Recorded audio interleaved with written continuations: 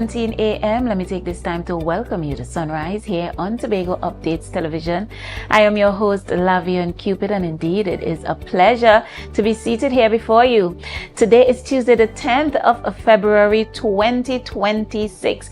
A few days from National Carnival celebrations and also Valentine's.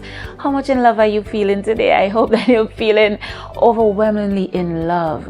All right, or just feeling showered with love as we head into Valentine's, or really ecstatic and pumped to go as we head to Monday and Tuesday. That's it. Also, if you're heading to Trinidad to take part in a very large parade of the bands, I want to thank you so much if you are viewing us via either of our social media handles, or you are viewing us on Flow, Digicel, or AMPLIA. Thank you so much for choosing Tobago Updates Television, and thank you so much for choosing Sunrise. As per usual, I start you off really strongly on the mornings with the morning brief. That's a morning brief where we keep you updated with all things current affairs in Tobago, Trinidad and Tobago as a wider entity, regionally and internationally. Starting off this morning with some unfortunate news and some news that has caused quite a buzz in Tobago. A staff member of the Scarborough General Hospital is in critical condition after an alleged altercation involving soldiers of the Trinidad and Tobago Defense Force following a motor vehicle collision on the island. The injured man has been identified as Kevon Lewis. According to accounts emerging after the incident, an altercation occurred at the scene shortly after the collision. Unconfirmed reports allege that Lewis was beaten during the confrontation and sustained severe injuries. He remains hospitalized at the Scarborough General Hospital, where medical personnel are closely monitoring his condition. There have also been reports that the soldiers involved were subsequently taken back to their base at Camp Signal Hill. However, these details have not yet officially been confirmed. It's quite some unfortunate news there. We've seen some photos and videos circulating via social media. Of course, we're not going to play them here this morning, but you could have seen the young man badly beaten, probably about two of his teeth knocked out, injuries to his head. He even seemed probably not so coherent.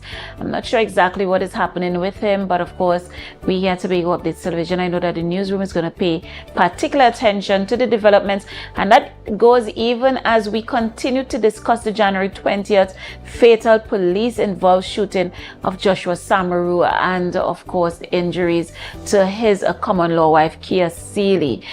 So we continue to pay attention to those developments. Moving swiftly along, we have the Port Authority sending out a release. So the Port Authority of Trinidad and Tobago has announced the return of the passenger and vehicle vessel, the Buku Reef, to the Inter-Island Sea Bridge, effective yesterday, Monday, February 9th, 2026. The vessel's re-entry significantly increases capacity on the route. The Buku Reef can accommodate approximately 948 passengers and 160 vehicles and will operate alongside the APT James and Galleons Passage, while the cargo barge Elgin 6 continues to transport essential freight to Tobago. All right, that's some good news there. I mean, those passenger vessels don't bring as much, or can't bring as much, even if they're willing to, bulk items. That's necessary items for survival. But of course, the Hotel and Tourism Association will be pleased to hear that hoteliers on the island will be pleased to hear that, because we are heading right into Carnival, and you know that a lot of Trinidadians, so that's domestic tourism. A lot of domestic tourism is happening on the island during that time. Persons are coming to relax, get away from all the festivities in Trinidad. We have a lot of church camps and so on coming over, so we want to make sure that the hoteliers here on the island could remain fully booked in that time. All right, and taking a look nationally, a yellow level hazardous seas alert is now in effect for northern exposed coastlines of Trinidad and Tobago, including north-facing areas of the Gulf of Paria to a lesser extent. The alert begins at 11 p.m. will began at 11 p.m. That's last night on Monday, February 9th, 2026, and remains in effect until 9 a.m. on Thursday morning. That's February 12th, 2026. According according to officials, a low-pressure system in the northern Atlantic is generating high-energy, long-period northerly swells, which are expected to produce large and battering waves along near-shore northern coastal areas. These conditions may be worsened during high tides, right? So pay attention to that weather alert moving forward. That's the day tomorrow all the way until Thursday morning. All right, we're going to take a look regionally. Cuba announced that several of its airports, including Havana's Jose Marti International, will not have jet fuel available through March 11th. The warning was issued to airlines and pilots as part of the energy rationing measures. The shortage is linked to U.S. pressure under President Donald Trump, which has cut Cuba off from key fuel suppliers such as Venezuela and Mexico. A recent U.S. order threatens tariffs on any country that offers to provide oil to Cuba. So if your country offers to provide oil to Cuba right now, as the island is in this worsening state, you're going to face tariffs from the United States of America. While short regional flights may continue, long-haul routes from countries such as Russia and Canada face serious difficulties, putting strain on Cuba's tourism sector. And finally, wrapping up internationally, some more unfortunate news this morning. At least 53 migrants are feared dead after a rubber boat carrying 55 people capsized off the coast of Libya. According to the International Organization for Migration, only 2 passengers, both Nigerian women, survived and were rescued by Libyan authorities. The boat, which had left late Thursday, began taking on water hours into the journey and overturned early Friday near Zuwara. The vessel was carrying migrants from several African countries, including 2 babies who did not survive. The tragedy adds to a growing toil in the Mediterranean, where nearly 500 migrants have been reported dead or missing so far this year, as people continue to risk a dangerous crossing from Libya in search of safety and a better life. Right, some really unfortunate news there. And that's it for the morning brief here on Sunrise, where we keep you updated with all things current affairs in Tobago. Trinidad and Tobago is a wider entity regionally and internationally. Feel like that last piece of news just threw me off there a bit. It's always so unfortunate to see countries that are actually rich. I mean, the continent, the motherland, is the richest place on earth, and that's of course rich in resources, but yet of course, because of colonialism and neo-colonialism, we still have countries like those. We have people like right there suffering and risking their lives for a better life, when they should be the richest nations on earth. All right, but in some good news here, we have some good news from last night, where it would have been Legacy Monday medium band finals. So congrats goes out to OJ Richards, Tobagonian OJ Richards. He's the arranger for Pan Elders Panorama medium conventional bands. So they are the champions. We know that we also have a few Tobagonians playing with that band. So congratulations goes out to Pan Elders, and of course our very own OJ Richards. Congratulations. And that second place there is Duvon Stewart, so a court song specialist of Laventille. Tobago's the Dixieland Steel Orchestra and Steel Explosion placed 6th and 9th respectively. Congratulations to our bands as well. A great show, great display, great camaraderie. I saw Chief Secretary Fali Augustine and the secretary as well, assistant secretary and the secretary in the division of tourism. That's Zorisha Hackett, assembly member Zorisha Hackett, and assembly member Nikita Percy down there taking a little chip, taking it all in. And they certainly enjoyed and represented. I saw that the Chief Secretary also gave some remarks because, you know, the Tobago House of Assembly is still remained, even though it moved to Trinidad, remained a sponsor of the medium band finals. Again, 2027, we are hoping to see that back here on the island. I know even the players in Trinidad look forward to coming over to the island and enjoying just having the finals over here. Of course, there's the economic activity for Tobago, and of course, to encourage Tobago Tobagonians to be a part of that pan lover culture. I know that's some big thing in Trinidad, pan on the greens. So, you know, pan by the stadium, pan by Dwight York is a Tobago thing as we move forward. And we show pan some love. This morning, we will be speaking to Captain Gary Griffith. Why are we speaking to Captain Gary Griffith? Because even as we pay attention to what happened to Mr. Lewis right here in Tobago, where we would have seen he was beaten by some soldiers, allegedly here. And then following Joshua Samaru's killing by police officers on January 20th, Homeland Security Minister Roger Alexander said police should investigate police. Yeah, police should investigate police. What are your thoughts on that? Police should investigate police, not the Police Complaints Authority, who have even pushed for more legislative oversight. So how do you feel about that? How do you feel if there's a scenario that occurred and there's a younger police officer, there's an older, more senior police officer that he now has to give an account. He was an eyewitness to the situation. Do you think he would feel confident with other police officers investigating the matter, and he now has to testify against a senior officer?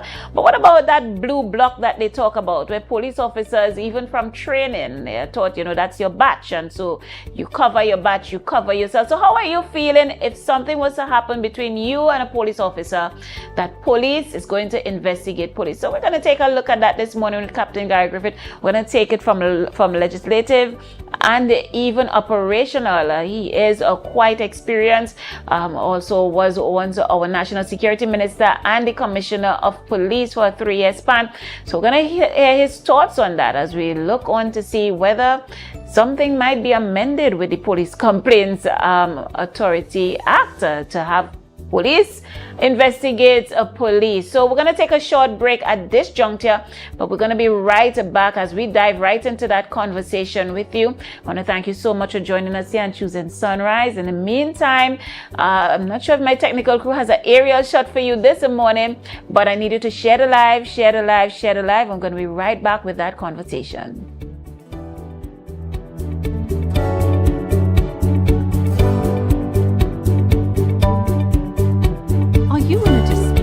Registered investment service provider of the TTSEC?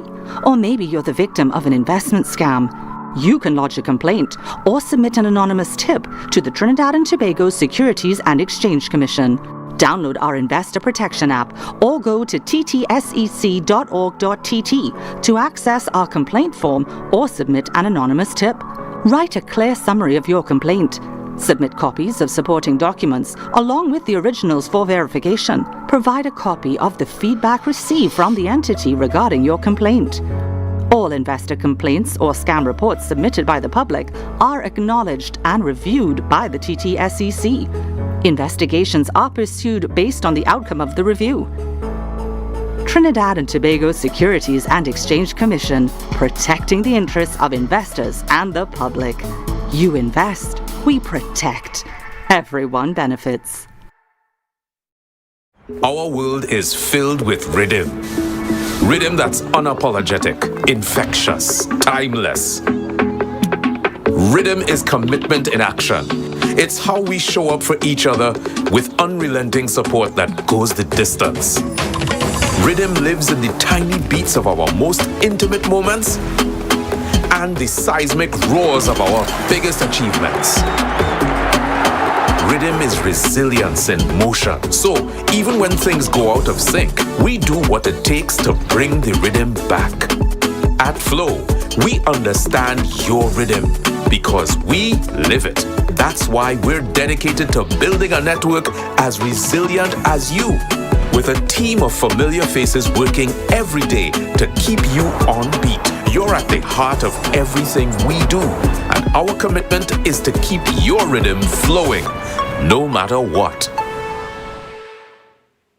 Hey, you come in. Long time I see you, Joe. This station pumping. Ready. Ready for children party. Mommy! Jay, you can't go nowhere with these children. And you know you can't depend on Kevin neither Stephen to see about them. Yeah. Total waste. So I supposed to stay home whole time? Jada is 12. She could see about them. You just leave Jada to see about Kia and Kayla? I thought it's your mother or your sister. Who? Them always busy. Jada could handle that. She cooking and cleaning a long time. And the next two better know what time it is.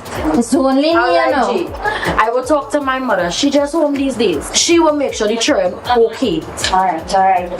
Let me see the moves for later.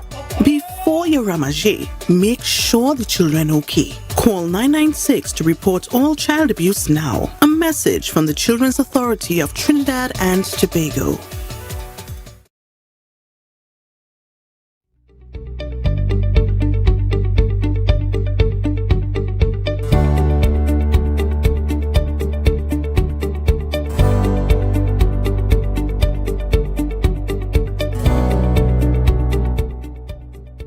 Welcome back to Sunrise here on Tobago Updates Television. As promised before we went for that break, we will be discussing should police investigate police with Captain Gary Griffith. But even before we jump into the conversation with him, this conversation is springboarding from comments made by Homeland Security Minister Roger Alexander. I needed to take a look at this short clip. Is not trusted only when you are not a victim of crime. Aaron. Because if we are standing here right now and 5 men circle us, hear what he would be asking me. Xander, is any police from here, boy? Because you know why? You trust them then. I am not here. I am not a minister for the police, you know, because it's there where I came from. I'm a minister for the people. But I understand it from a different angle.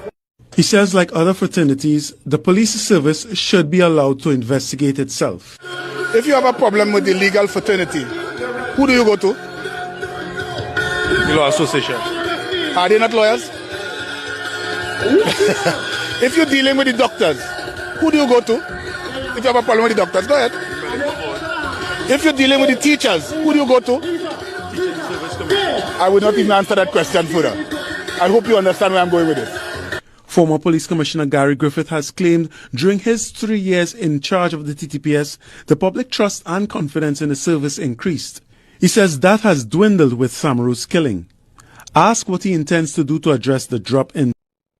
All right, so that was Homeland Security Minister Roger Alexander giving his justification as to why police should investigate police. And so we're going to take that conversation right into some expert commentary this morning as we speak to Captain Guy Griffith, former police commissioner and national security minister right here in Trinidad and Tobago. Captain Griffith, I'm hoping that you were able, good morning, so firstly, I'm hoping that you were able to catch that short clip there, right there with Homeland Security Minister Roger Alexander saying, the Law Association, who are all lawyers, investigate lawyers, medical board, all medical doctors, investigate medical practitioners, teachers, you go to tutors, oversight body, they investigate each other. Why any other external body to investigate police officers? It should be police officers investigating police officers. So your comments on that? Hi, good morning. I've heard some comical statements by politicians, but I think that one was the most comical ever. What Roger Alexander actually did was to emphasize exactly why you need a body outside of the police service to investigate police officers. I couldn't believe when he said it, and he says it, and the media doesn't say, but you know, Roger Alexander, tutor doesn't investigate teachers. The Law Association does not investigate the attorneys. Tutor, what Roger Alexander's point was, emphasize why you need a body outside of the police service. Because the role and function of tutor is to look after the well-being and the interests of teachers.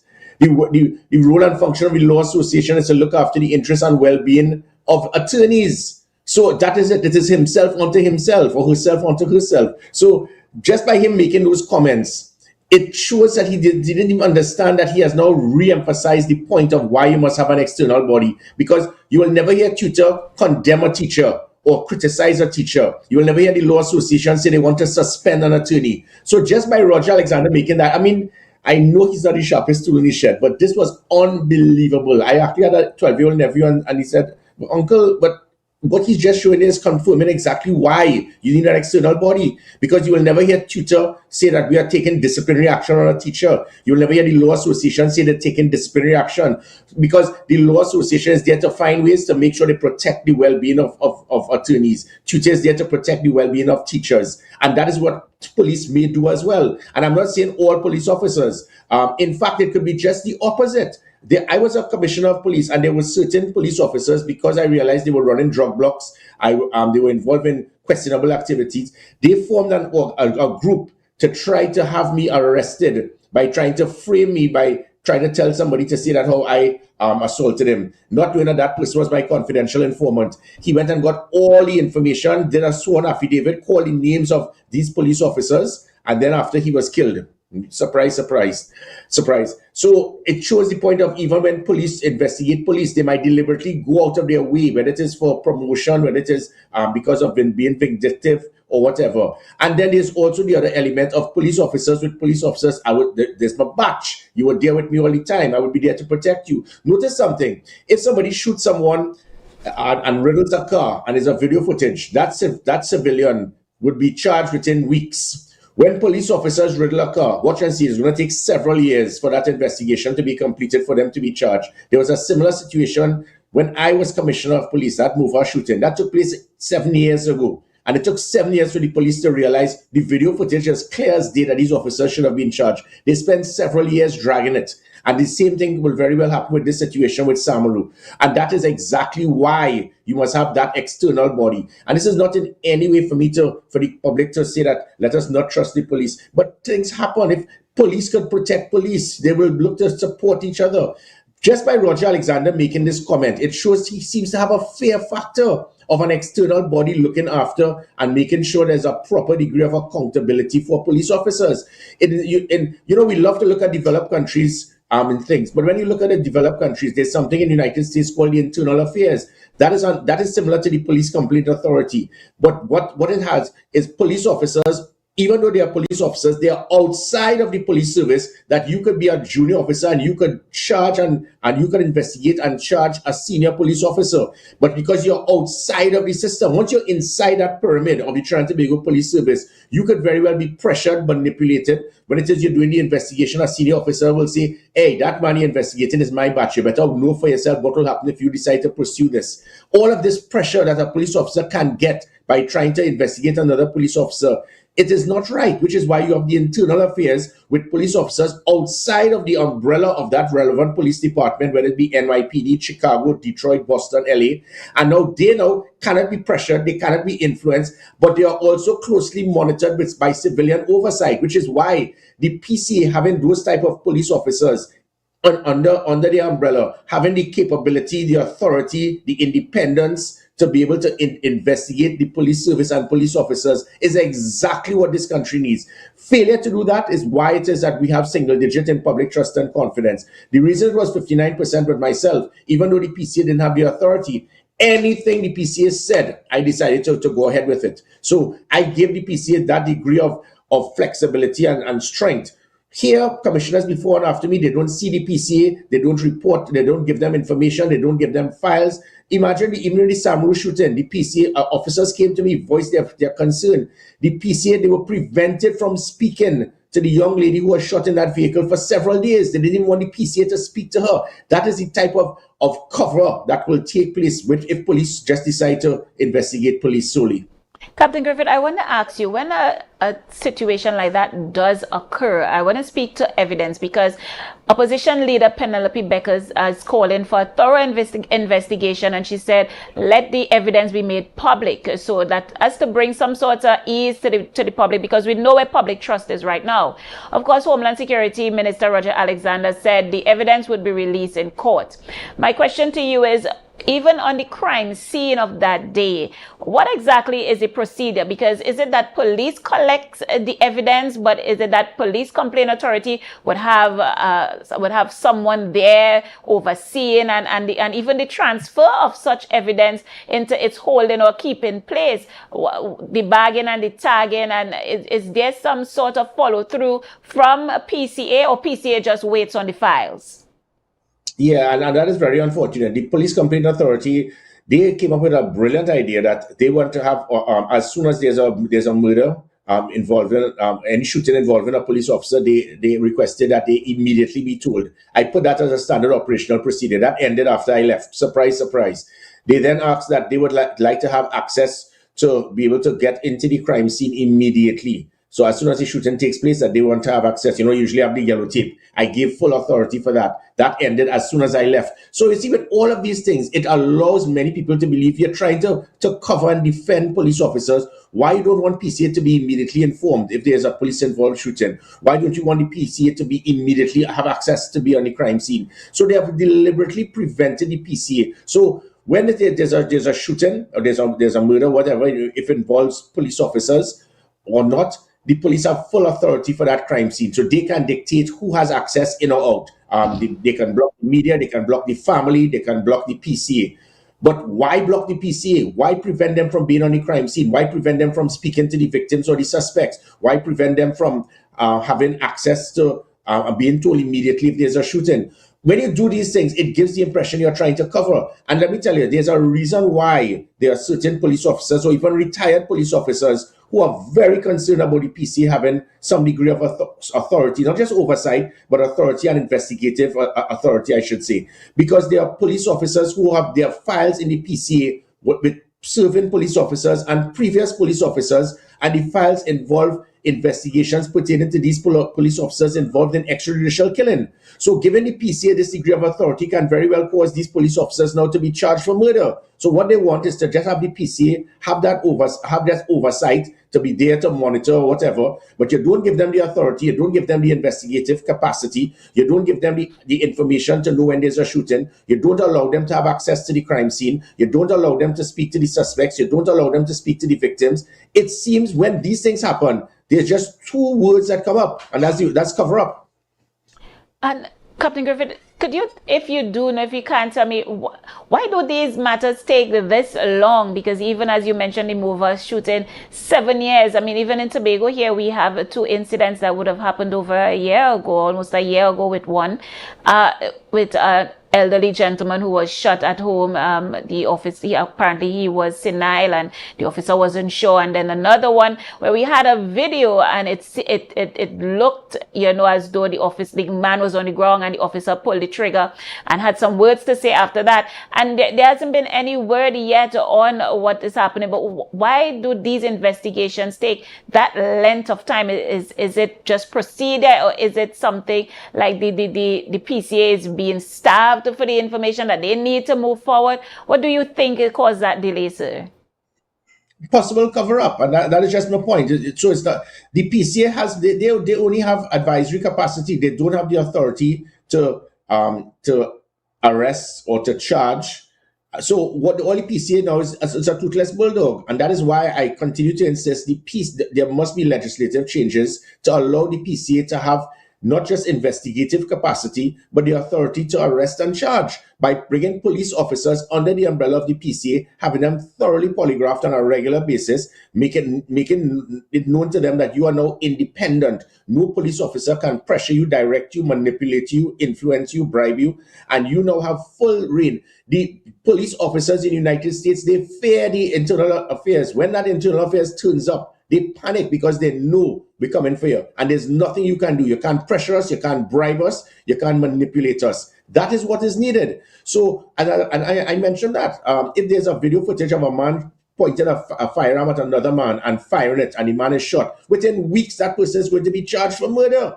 But in this country, a police officer does that. They are going to look at that same video footage and spend several years because it's a police officer that's doing the investigation. And again, no, nobody will cover and protect police officers more than Gary Griffith. I will stand up on the front line, whether it's CLOTs, whether it is operations, whether it is traffic congestion. I will be there with my troops because I will take a bullet for any police officer. But in the same manner, I also had the record of the Commissioner of Police with the highest number of police officers suspended, arrested, and charged, because I will bust your throat if you do something wrong. And that is why I give the PCA so much authority, because they did not have the legislative authority. So what I gave them was the capacity. I met with them once or twice every month personally, hearing about this file is being hidden. This officer is not giving them this access. They want to have access to the crime scene. They want to have access to speak to the victims, to speak to the suspects. They want to be told immediately when there's a shooting. The things that David West was speaking about is exactly what the Internal Affairs has authority to do. But all he could do was ask, and I was given. As soon as I left, they've pulled it all back. And that is why you can have this situation of seeing video footage of 3 officers riddling a car, and bet your bottom dollar it is going to be about several years before any charges can be laid, if it is that what those officers did was wrong and they broke the law. That is why you need an independent body outside of the police. So to hear Roger Alexander make this comment to say, well, if 5 people are around you, the first person he will call is the police. Because, Roger, that is the job of the police service. The police service is there to protect and serve. It doesn't mean because if it is that I am under pressure and I need protection, I will call the police service. It now means that the police should investigate police. That has nothing to do with it. He's trying to basically say, because you all need us, we must have the right to investigate ourselves. I think that is probably the dumbest comment ever made. If it is your role and function is to protect people if 5 people circle you, that's your role and function, brother. You do it. Right? You're not here to do us favors. That's your job. But in the same manner, if it is you do something wrong, you can't come back and say, yeah, but don't come and blame us because we investigating each other. Because if 5 people surround me, you will call the police. And Roger and they really need to stop saying, that is not how people speak. So by stating 5 people surround you, that you'll call the police could justify why police must investigate police.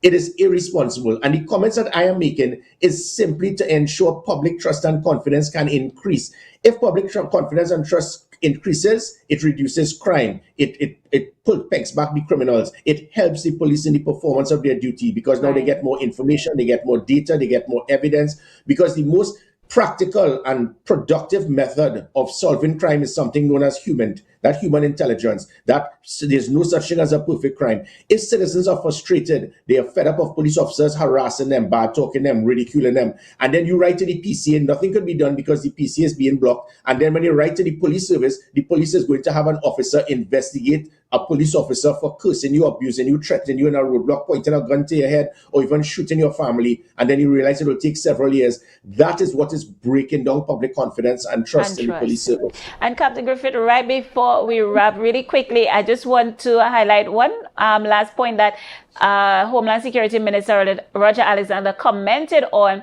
where there was a viral video going around with a local blogger rating our past commissioners, and you were rated the best commissioner in recent years.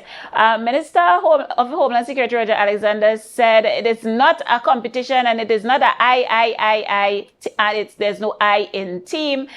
He said it's all about the people. Any comments on that statement regarding you being named the best commissioner by this blogger within the past recent years? Well, again, it's all based on individuals. I mean, when I was commissioner of police, there was a 70% public confidence and trust, which was the highest of public servants ever. But that is irrelevant. What was of concern to me was the public trust of the police service was 59%. So, and I said I wish that the numbers could change, that public trust and confidence in the police could be higher than myself as the commissioner of police, because I would leave. And I know when I leave, commissioners after me will shut down and dismantle everything I put in place, inclusive of body cameras, tasers, pepper spray, GPS tracking on vehicles, SWOT, online reporting, the police app, 100 different things that Jacob, Euler, and Guerrero have shut down. That was my concern. So it is not about the individual. The individual is there to provide, to be the catalyst to lift the police service. So people like Roger Alexander, when you say that there's no I in team, usually people who fail usually use that comment, because there's no I in team, but there's an I in win. And what I intended to do as a leader was to win the hearts and minds of citizens, win the hearts and minds of the public, to make sure that they can trust the police service. So yeah, Roger, there's no I in team, but there's I in win. And that's what I am. I'm a winner. And being a winner means serving my country and doing what is best for the police service. All right, Captain Griffiths, on that note, I want to thank you so much for your service to Trinidad and Tobago. And even if out of office, as you continue to do so, keep bringing us all the information that we need on the various topics and even keeping officials on their toes. Thank you so very much for your continued service. So I want to wish you a great day. And as always, we look forward to having you back here on Sunrise to discuss further topics. Have a wonderful one today. Same to you. All right. So viewers, that was Captain Gary Griffith, the former Minister of National Security and former Commissioner of Police. Gary Griffith discussing, should police investigate police? How are you feeling about that? And you know, when you always think about how you're feeling about that, the first thing you need to ask yourself is, if I have an incident with the police, just like we have Mr. Lewis right here in Tobago, I know a lot of Tobagonians are reeling from that incident. That wasn't police, sorry, that was soldiers, that was the defense force. If that was me, my son, my brother, my husband, my uncle, would I want that body? Would I want the soldiers investigating the soldiers? Would I want an external body? So you can leave your comments in the comments section this morning. That's it for Sunrise here on Tobago Updates Television. But that is not it for programming. We head on over to the morning show with the lovely Renessa this morning. Renessa, good morning. All right, I hope you're having a really great day today, and I want to wish you a wonderful, wonderful one. I know you have a packed show for them, and I hope that you have a lovely day, and I'll definitely see you tomorrow. Valentine's this morning. All right, have a great one. All right, viewers, so that's it for Sunrise. As promised, we head on over to the morning show with the lovely Renessa, and then we have Chanel Felix, none other than my girl Chanel. She is coming here to have further conversations with you. And GMT, that's Good Morning Tobago. Tomorrow I'll be right back here as we continue conversations that you need to hear me have with the experts and relevant authorities. All right, and I wish you a wonderful day. Thank you so much, and I'll see you tomorrow.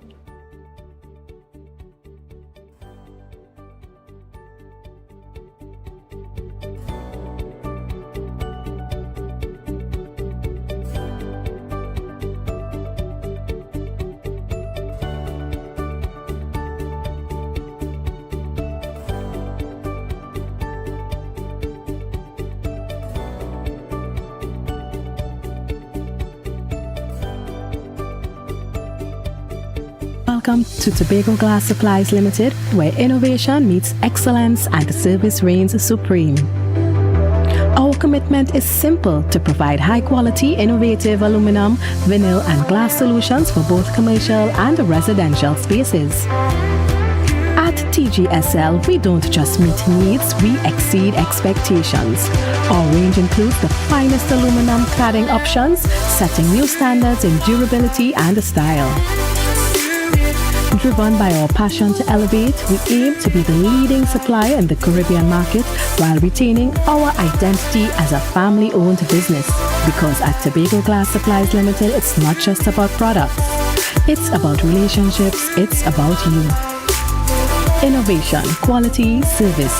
That's Tobago Glass Supplies Limited.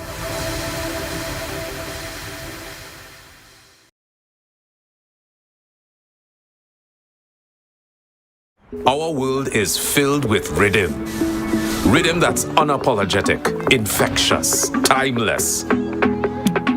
Rhythm is commitment in action. It's how we show up for each other with unrelenting support that goes the distance. Rhythm lives in the tiny beats of our most intimate moments and the seismic roars of our biggest achievements. Rhythm is resilience in motion. So even when things go out of sync, we do what it takes to bring the rhythm back. At Flow, we understand your rhythm because we live it. That's why we're dedicated to building a network as resilient as you, with a team of familiar faces working every day to keep you on beat. You're at the heart of everything we do, and our commitment is to keep your rhythm flowing, no matter what.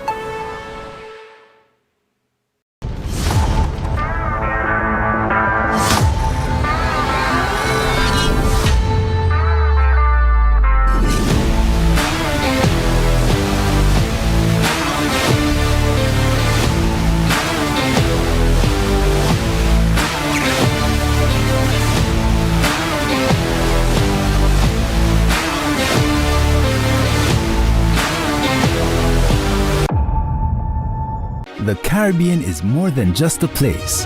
It's a spirit, resilient, vibrant, and full of possibility.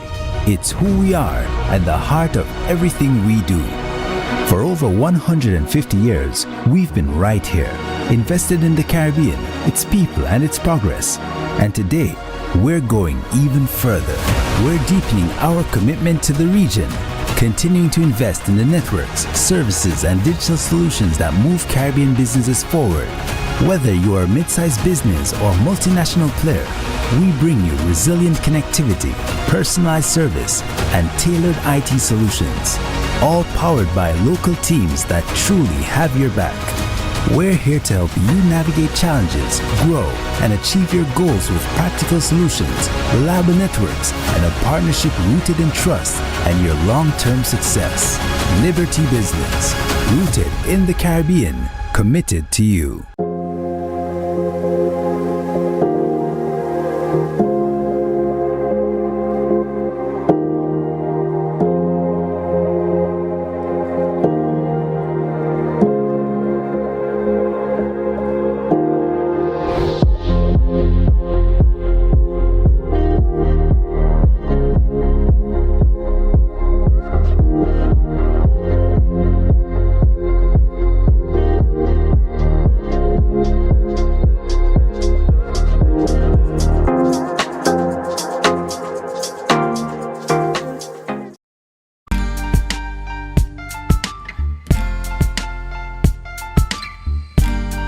Put a smile on your face when you're moving from place to place. Good morning, good morning, morning, good morning, morning.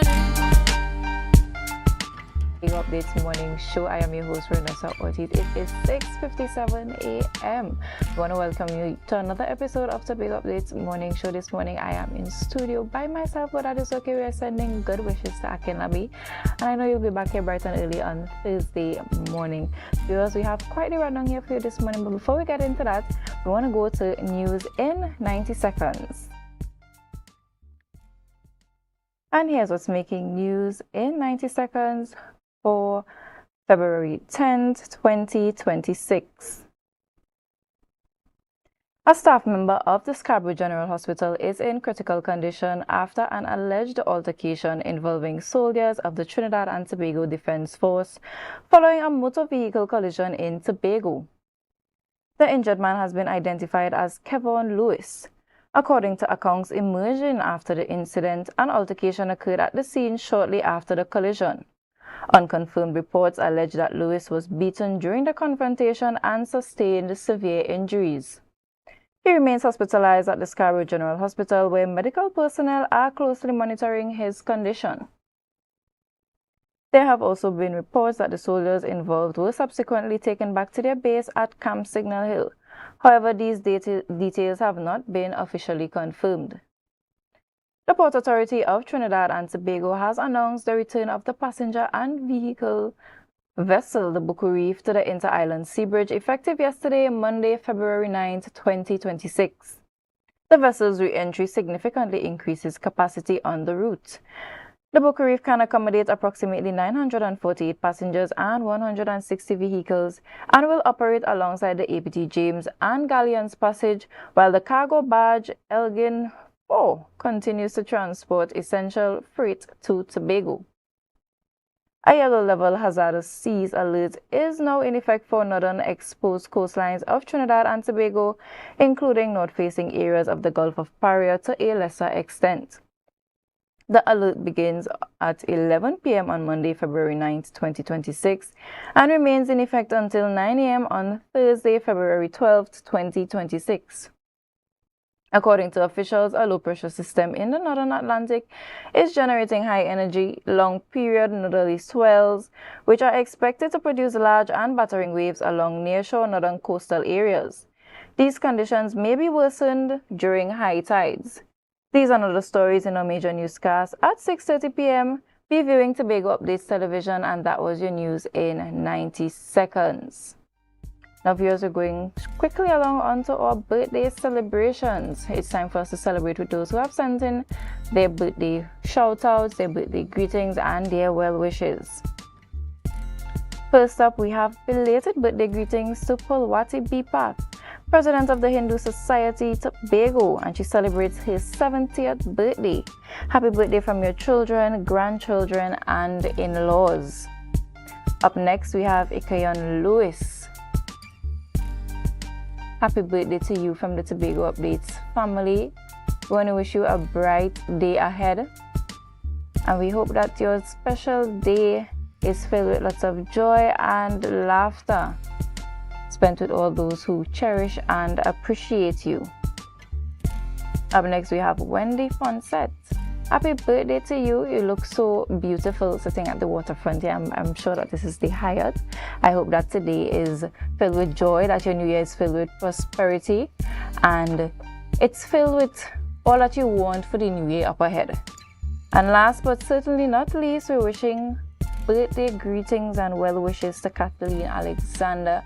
We hope that today is filled with lots of joy, lots of light, lots of prosperity going forward in the new year, and that you'll have all God's greatest blessings upon your life.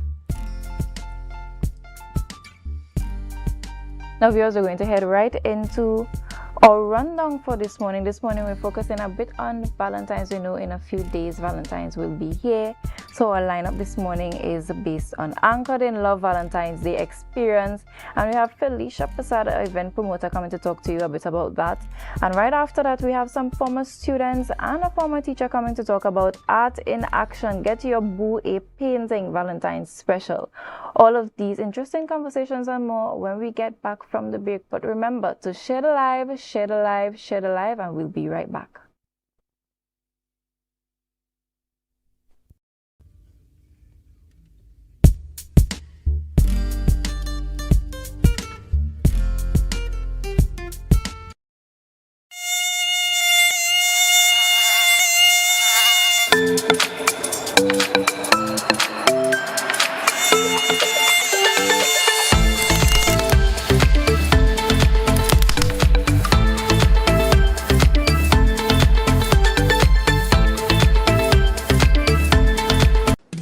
Elderly can't have fun too.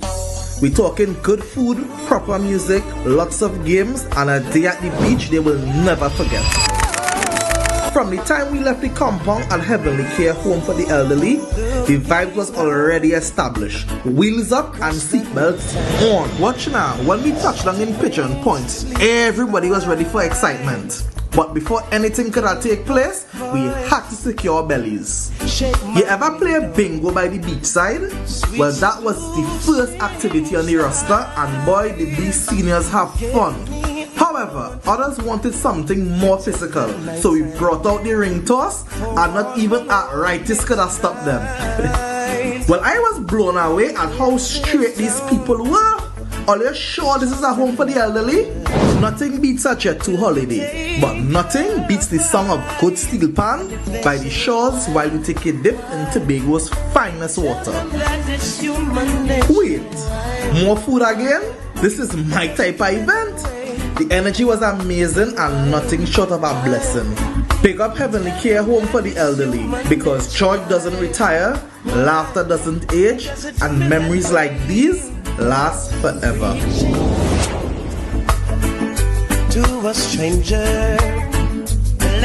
You can now get whatever you need whenever you need it anywhere in Tobago with Tobago. Your meals, medication, groceries, and shopping all delivered directly to you. No more hassle, no more stress. Get the Tobago app today on Google Play or Apple App Store. That's TAPPOGO, and let us deliver to you. Check our website at www.tapogo.app or call the experts at 494-TOGO and 484-4746. Tobago. Relax. We will get it to you. Tobago's at your service. Tobago, it's Carnival. The vibe, the event space, formerly known as Shade, Fordham Court, Tobago, says, let's celebrate Carnival. Bring your coolers every Friday and Saturday, starting from Friday the 30th of January till Carnival week, and pay $50 at the door with your cooler all night. No ice, no chaser allowed. Top DJ and artists passing through every Friday and Saturday. To pre-book your cabanas, call 360 369-6414 and 394-3612 or email iwamg@gmail.com. And this promotion is going on until Easter. Gates open at 9 p.m. It's rum, it's bacchanal. Bring your coolers and come. Been down this road before. All that left is rum and bacchanal. This is carnival.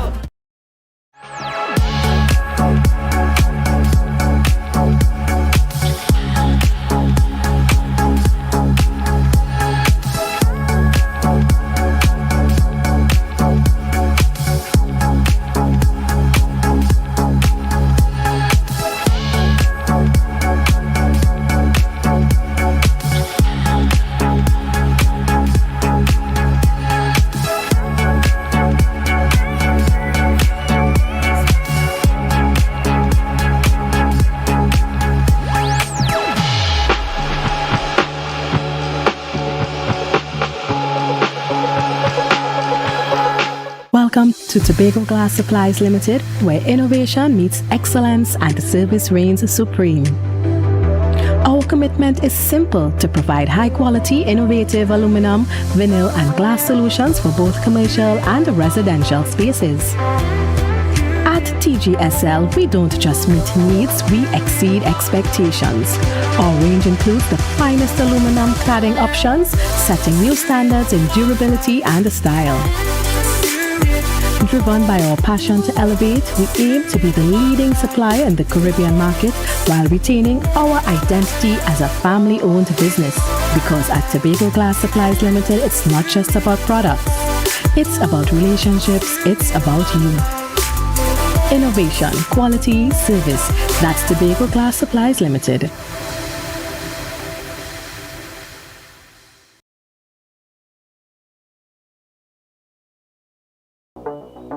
Tobago, the sun is rising, and so are the conversations that matter, from the economy to education, from healthcare to community voices. No spin, no fluff, just facts, truth, and clarity. Join me, Lavian, as we cover the issues that shape our lives, the stories we can't ignore. We bring them to the table and ask the questions you want answered.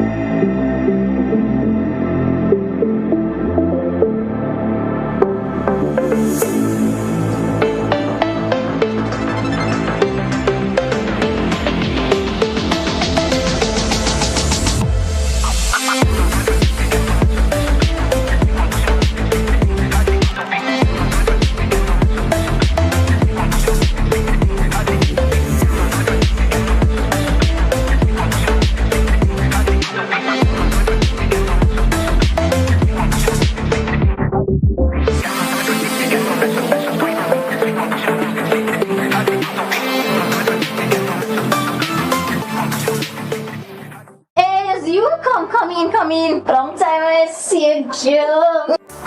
This station complete. Ready for children party. Mommy! Jay, you can't go nowhere with these children. And you know you can't depend on Kevin neither Stephen to see about them. Yeah, total waste. So I supposed to stay home whole time? Jada is 12. She could see about that. You just leave Jada to see about Kia and Kayla. I thought it was your mother or your sister. Who? Them always busy. Jada could handle that. She cooking and cleaning a long time. And the next two better know what time it is. It's only me, you know. I will talk to my mother. She just home these days. She will make sure the children okay. Alright. Let me see the moves for later.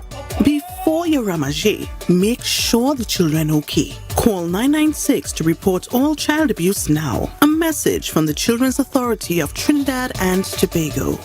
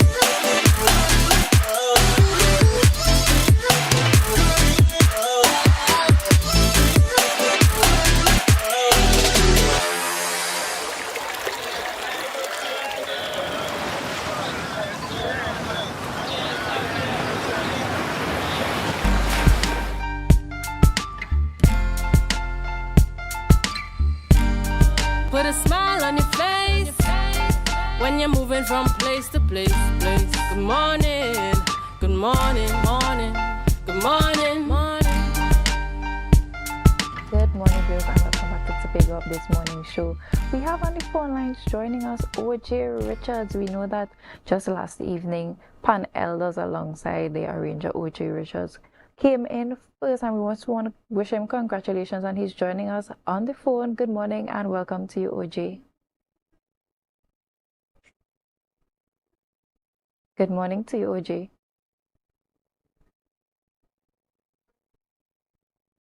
I guess we're experiencing a bit of technical difficulties, but Pan Elders alongside arranger OJ Richards secured the win last evening at the medium pan final down at Trinidad, and we just wanted to wish him a hearty congratulations from the Tobago family. We know he has been putting in the work alongside with the pan side to ensure that they secured this win, and we just want to wish them congratulations and that they continue to do all the good work that they are doing. Just confirming again that OJ, are you on the line?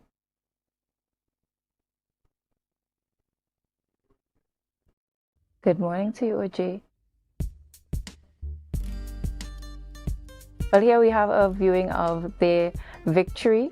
I know it's going to come across on the screen that they are experiencing the joy that they did while they won for this victory. Here they are collecting their trophy.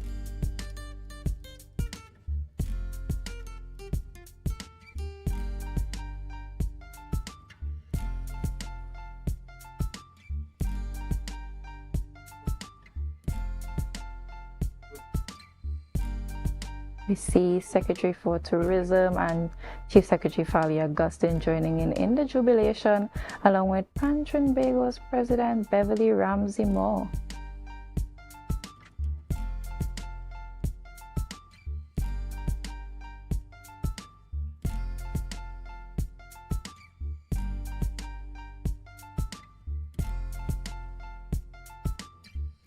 Okay, viewers, we're going to head to a break, and when we're right back, we'll be joining on set our conversations for this morning, continuing on the theme of love. Remember to share the live, share the live, share the live. We'll be right back.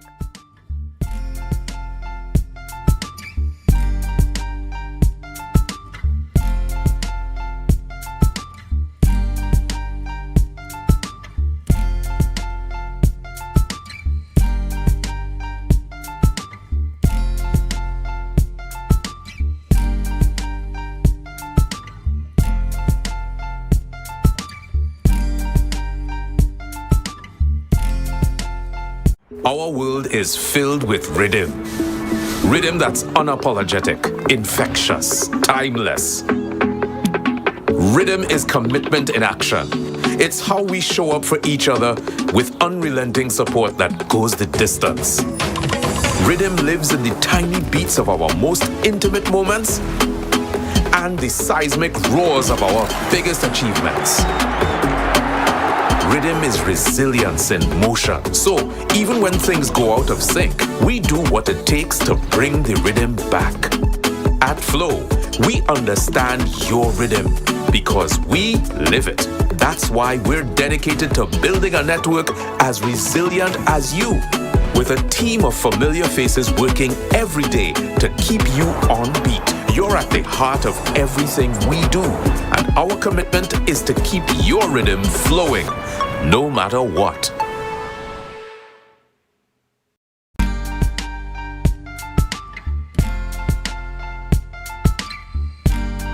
Put a smile on your face when you're moving from place to place. Good morning, good morning, morning, good morning, morning.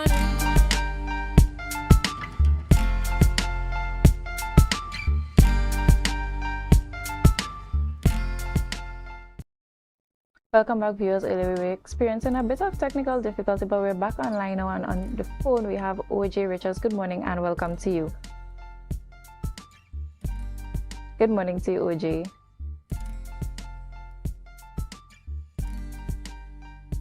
Hello? Yes, so we're experiencing a bit of technical difficulties this morning, but I'm sure OJ is excited about the win. The fan side is excited about the win.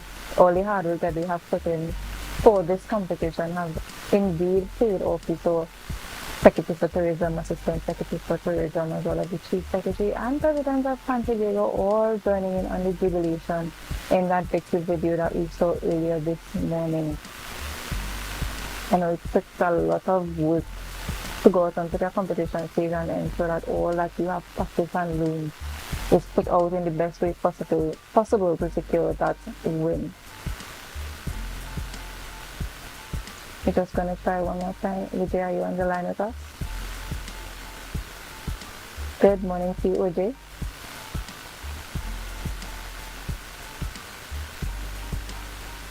Okay, so viewers, we're going to head back to a break. And after the break, we're sure we're going to be heading into our conversation this morning.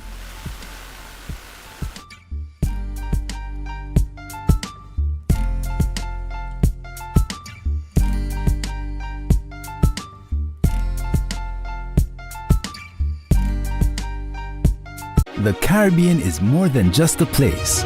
It's a spirit, resilient, vibrant, and full of possibility. It's who we are and the heart of everything we do. For over 150 years, we've been right here, invested in the Caribbean, its people, and its progress. And today, we're going even further. We're deepening our commitment to the region, continuing to invest in the networks, services, and digital solutions that move Caribbean businesses forward. Whether you are a mid-sized business or multinational player, we bring you resilient connectivity, personalized service, and tailored IT solutions, all powered by local teams that truly have your back. We're here to help you navigate challenges, grow, and achieve your goals with practical solutions, reliable networks, and a partnership rooted in trust and your long-term success. Liberty Business, rooted in the Caribbean, committed to you.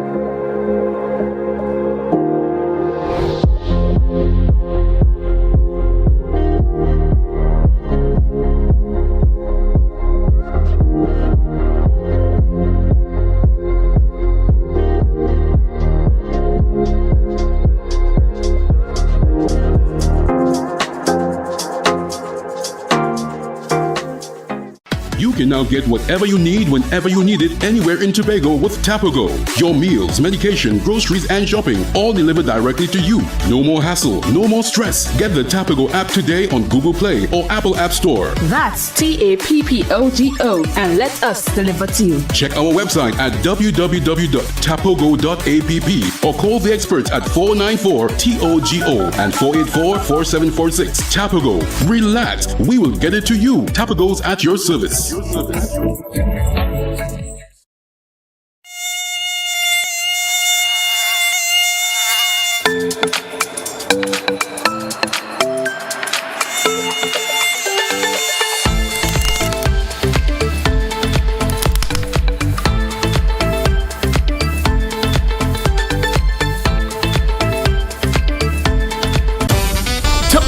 It's Carnival. The Vibe. The event space formerly known as Shade. For the Court Tobago. Says, let's celebrate Carnival. Bring your coolers every Friday and Saturday. Starting from Friday the 30th of January till Carnival week. And pay $50 at the door with your cooler all night. No ice, no chaser. Allowed. Top DJ and artists passing through.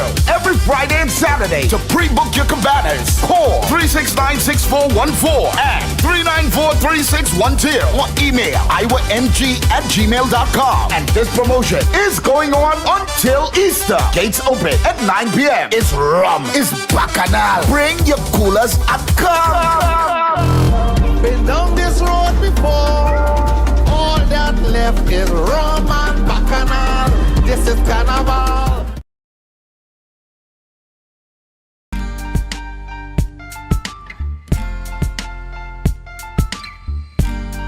Put a smile on your face when you're moving from place to place. Good morning, good morning, morning, good morning, morning.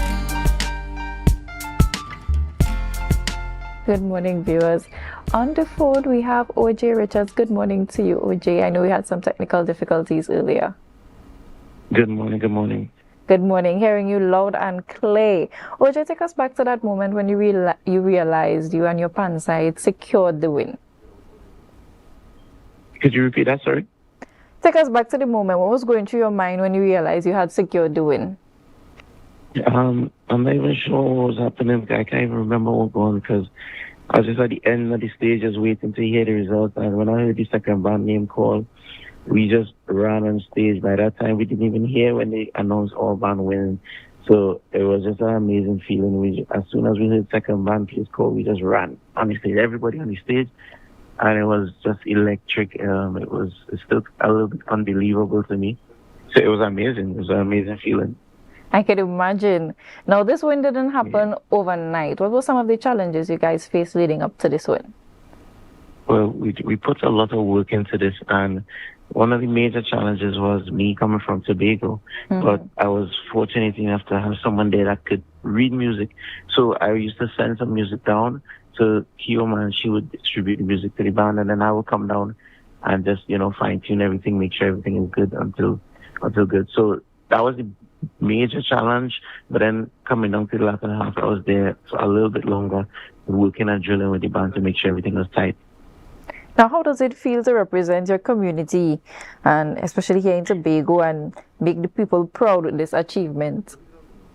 It feels amazing to be coming from Tobago and, leading the competition once again straight out of Tobago, because right now Tobagonians are intimidating the other arrangers in the scene of the panorama. Right now Tobago is taking over in all the categories. So it feels, you have a sense of pride, as you're coming from this little island and just mashing up the panorama. Now, what does this win mean to you personally, and what does it mean for your career? Well, this is actually my first medium band category win, so it's a great feeling for me. It's always something that I wanted to achieve. So now being able to capture that medium band panorama championship is just like, you check that off your box now. So it's like you're making the steps and progressing slowly but surely. Now, after this big win, what's next for OJ Richards? What goals are you setting your sights on now? Well, I won in the small. I just wanted a medium, so the next goal now, come next week, is to try my best to win in the large band category as well. So hopefully that could be captured as well. And we are rooting here for you here in the Tobago space. We want to wish you congratulations. But before we let you go, what message would you like to share with everyone who has been cheering you on?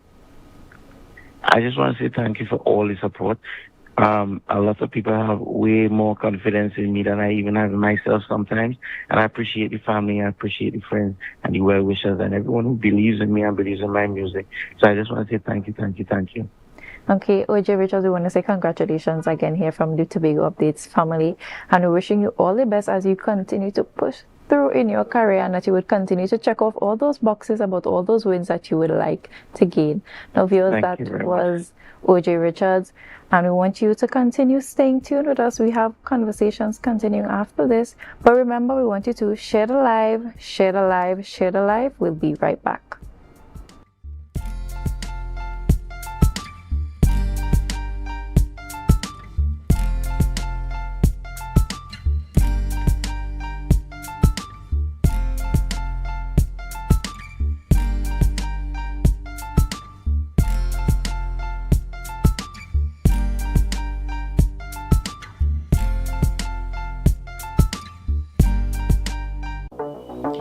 Tobago, the sun is rising, and so are the conversations that matter, from the economy to education, from healthcare to community voices. No spin, no fluff, just facts, truth, and clarity.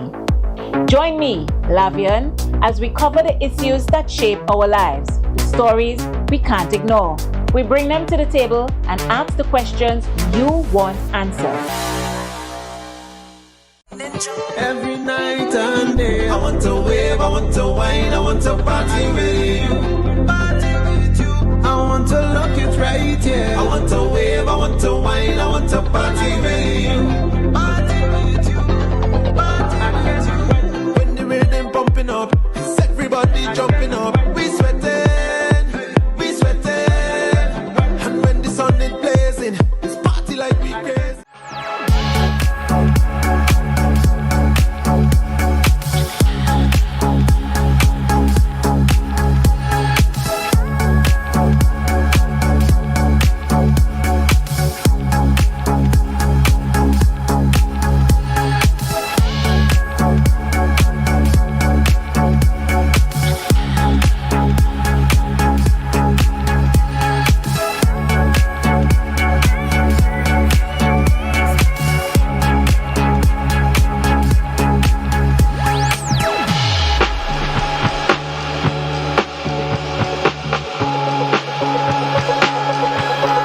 Welcome to Tobago Glass Supplies Limited, where innovation meets excellence and the service reigns supreme.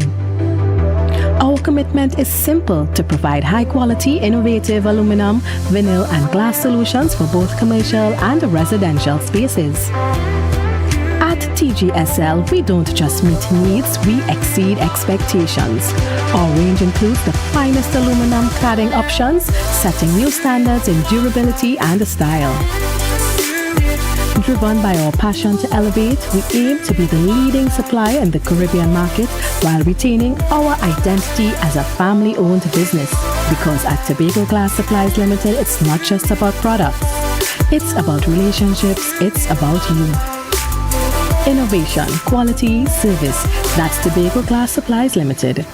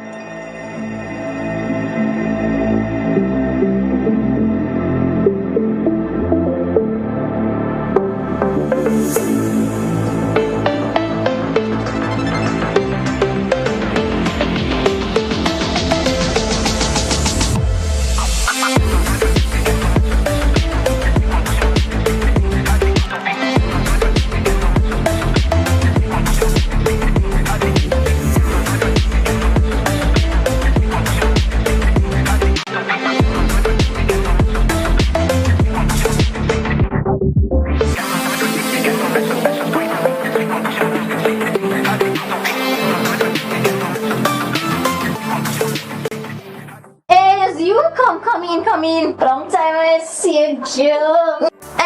This station pumping. Ready for children party. Mommy! Jay, you can't go nowhere with these children. And you know you can't depend on Kevin neither Steven to see about them. Yeah, total waste. So I supposed to stay home whole time? Jada is 12. She could see about them. You just leave Jada to see about Kia and Kayla? I thought it was your mother or your sister. Who?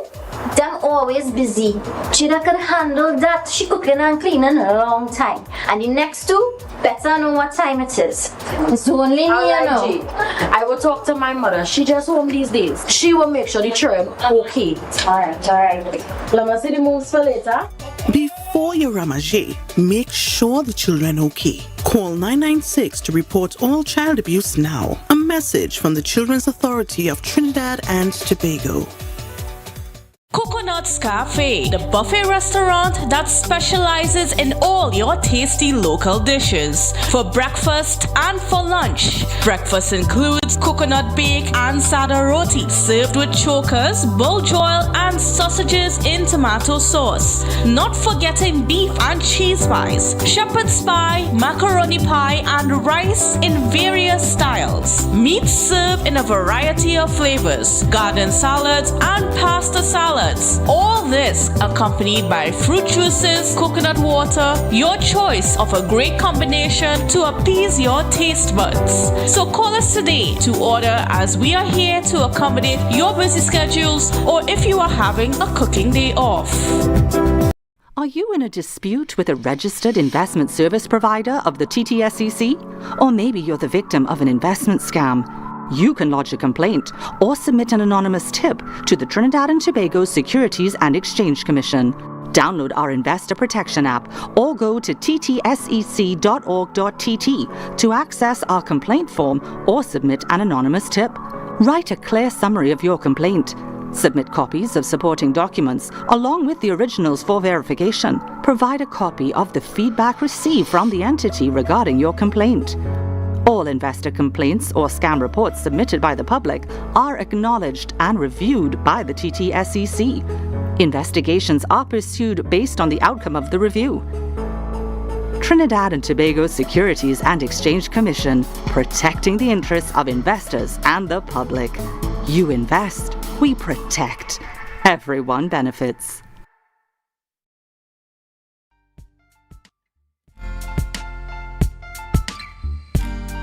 Put a smile on your face when you're moving from place to place. Good morning, good morning, morning, good morning, morning.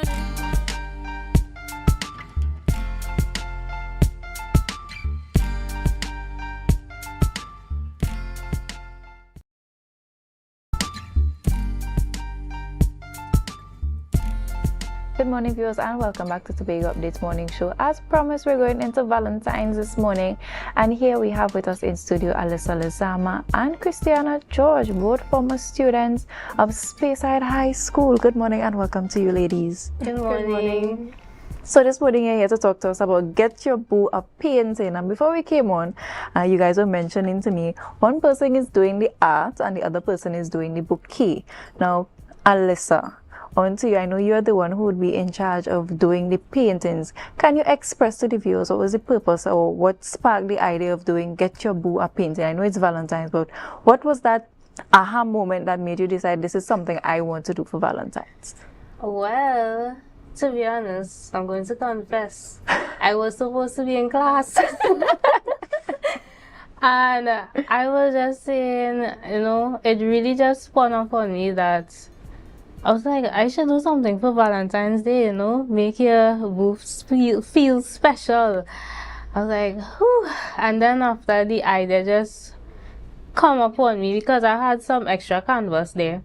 And I was like, I should, do miniature canvases, paintings for the Valentine's Day. And I had about 10 canvases, and I was like, I will do a sale because they are really small and they could be cartoon animated paintings on them. And I was like, yes, this is what I will do. And then after the sale just blew up. So I was like so grateful to God that, that he provided in that way. So yeah. Now, Valentine's Day is often about flowers and chocolates. Why did you decide to use art as an expression of love? Because everything is within love. When I have a passion for art, I love to paint. So I just remember if I to give somebody a gift, and it's like when you're painting, it's hard work goes into it and a lot of effort goes into it. And when you give somebody a painting as a gift, it's so thoughtful. Well, to me, when you think about, oh, let me put my love into painting, is just something I feel like is a precious gift. That's mine. Now, I know it's not a sip on paint, but rather you customizing paintings for individuals who make requests. So walk us through the experience. What do they need to do to request this painting? Tell us about the sizes. And I know you said that the sizes are, the prices are dependent on the sizes. So you can give some of that information to the viewers, those who are interested. So what you need to do is message me, and I have flyers with the sizes of 8x6 and 8x10 right now. You can request a bigger size, but that will be outside of the sale.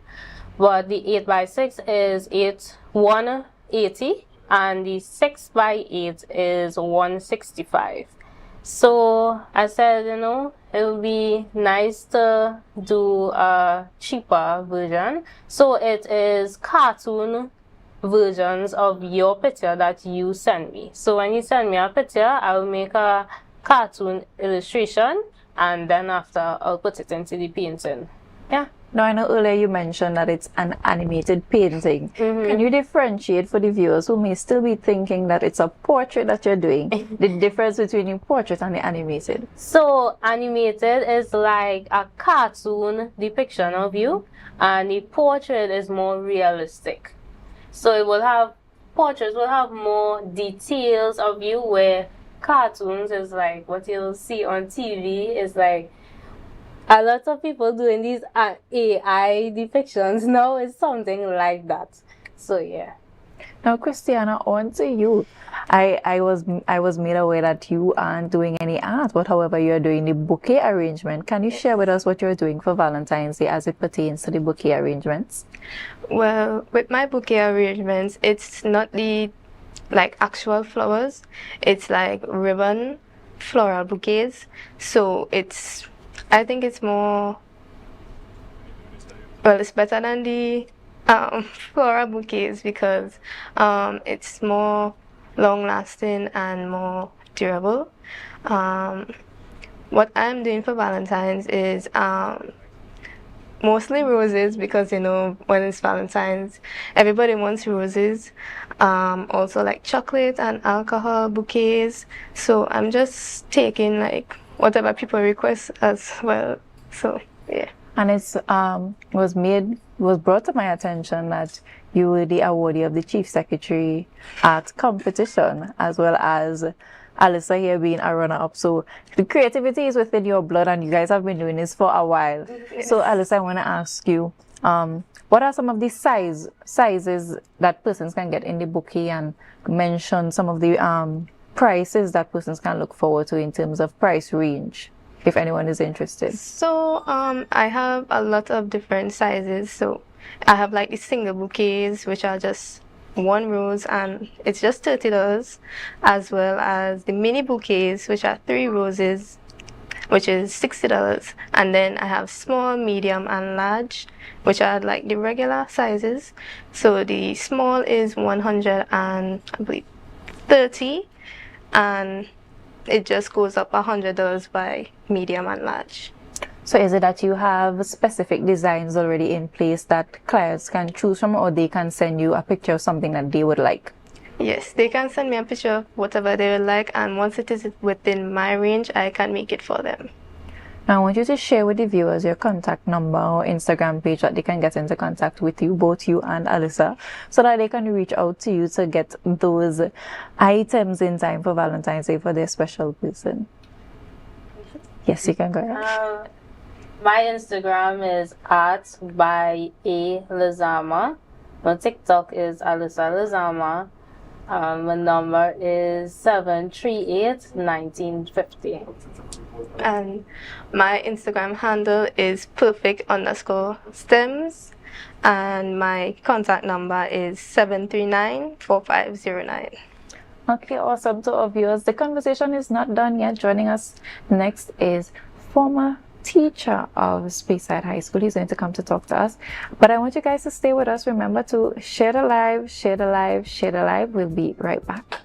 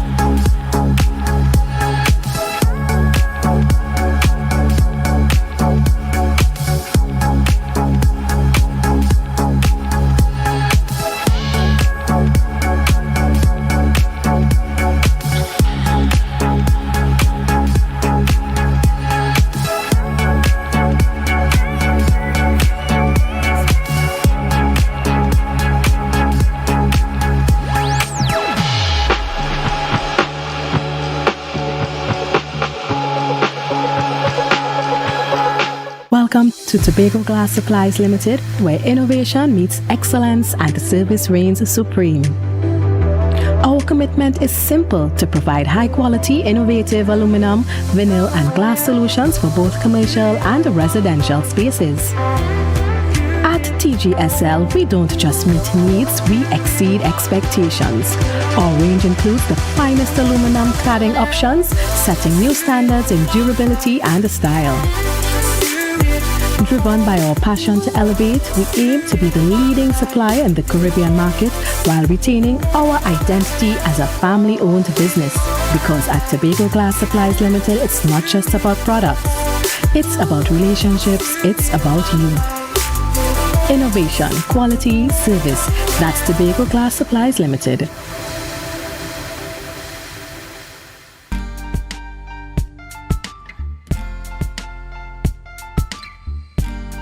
Put a smile on your face when you're moving from place to place. Good morning, good morning, morning, good morning, morning.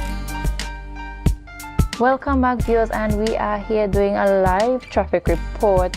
We're at Wilson Road traffic light. We are seeing a build-up coming from the west going to the east, and traffic from the east going to the west is moving smoothly.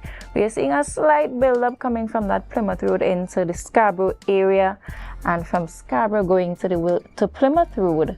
Not so much traffic. It is now 7:43 a.m. Things are still going very smoothly, but you know, you have to get on the road early, as Akinlabi usually says. Ensure that you get in, you leave the house now so you can get to work on time by 8:15.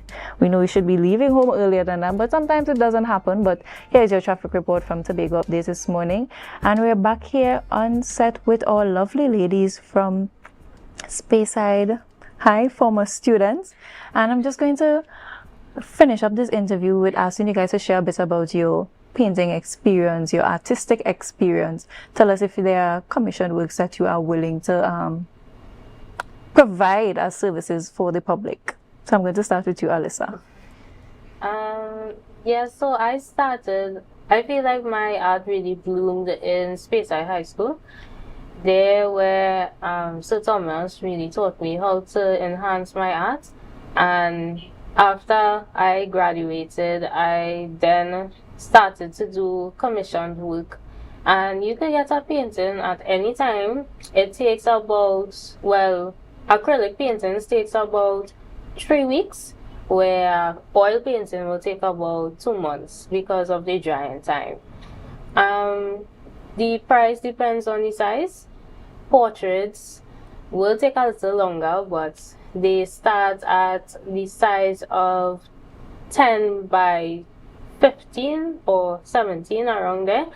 And while you can get a landscape painting at any size. So, yeah. And you, Christiane, I know you said you're not painting as much, but are you willing to go back into that field anytime soon? Well, yes, I am. I would say my art journey began when I was like in primary school. So I entered a bit of competitions and placed maybe second, and moving into high school I wanted to do the art, and I came to Sir Thomas and he was like, yeah, sure.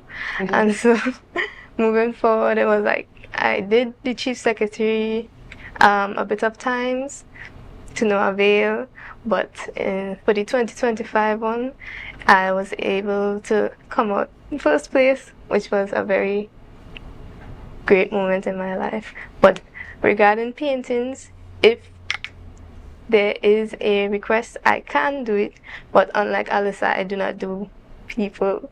I do scenery. So yes. So ladies, I want to thank you so much for coming on this morning, but I want you once again, before we wrap up, to share with the viewers your Instagram handles and your contact number so that they can get on to you in time for Valentine's. Okay, no problem. Instagram handle is art by A Lazama, and TikTok is Alyssa Lazama. You can get me at 738-1950. And my Instagram handle is Perfect Stems, and you can contact me on 739-4509. And I thank you ladies so much for coming on this morning and sharing about your initiatives for Valentine's Day. And I want to encourage you to continue in your art journey and that you continue to get more commissioned pieces. And viewers, I want to thank you so much for viewing us and joining us this morning. Before we go to the break, I want to remember to remind you to share the live, share the live, share the live. We'll be right back with one more Valentine's special for you.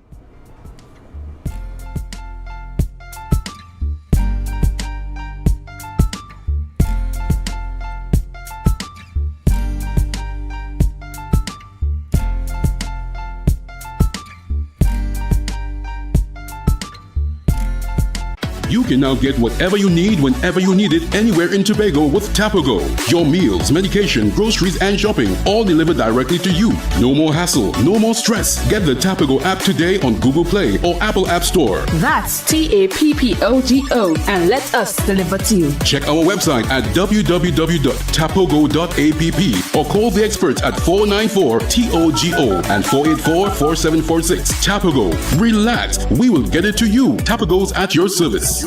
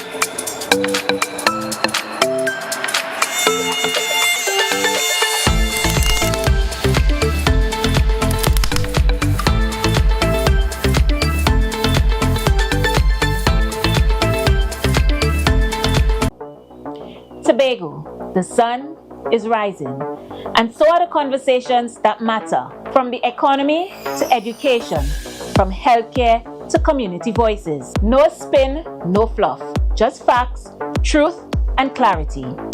Join me, Lavian, as we cover the issues that shape our lives, the stories we can't ignore.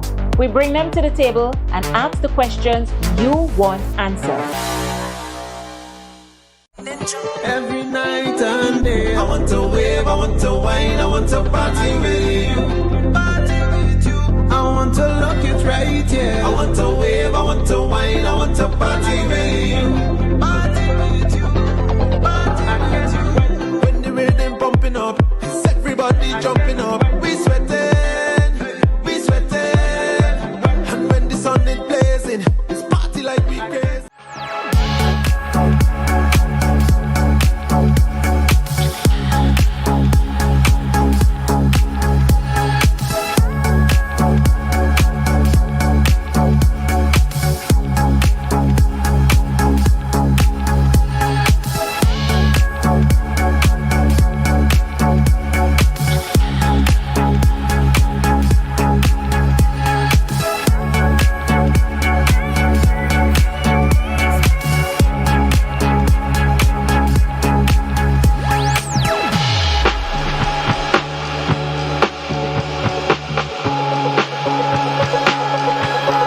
Welcome to Tobago Glass Supplies Limited, where innovation meets excellence and the service reigns supreme. Our commitment is simple: to provide high-quality, innovative aluminum, vinyl, and glass solutions for both commercial and residential spaces. At TGSL, we don't just meet needs, we exceed expectations. Our range includes the finest aluminum cladding options, setting new standards in durability and style. Driven by our passion to elevate, we aim to be the leading supplier in the Caribbean market while retaining our identity as a family-owned business. Because at Tobago Glass Supplies Limited, it's not just about products. It's about relationships, it's about you. Innovation, quality, service. That's Tobago Glass Supplies Limited.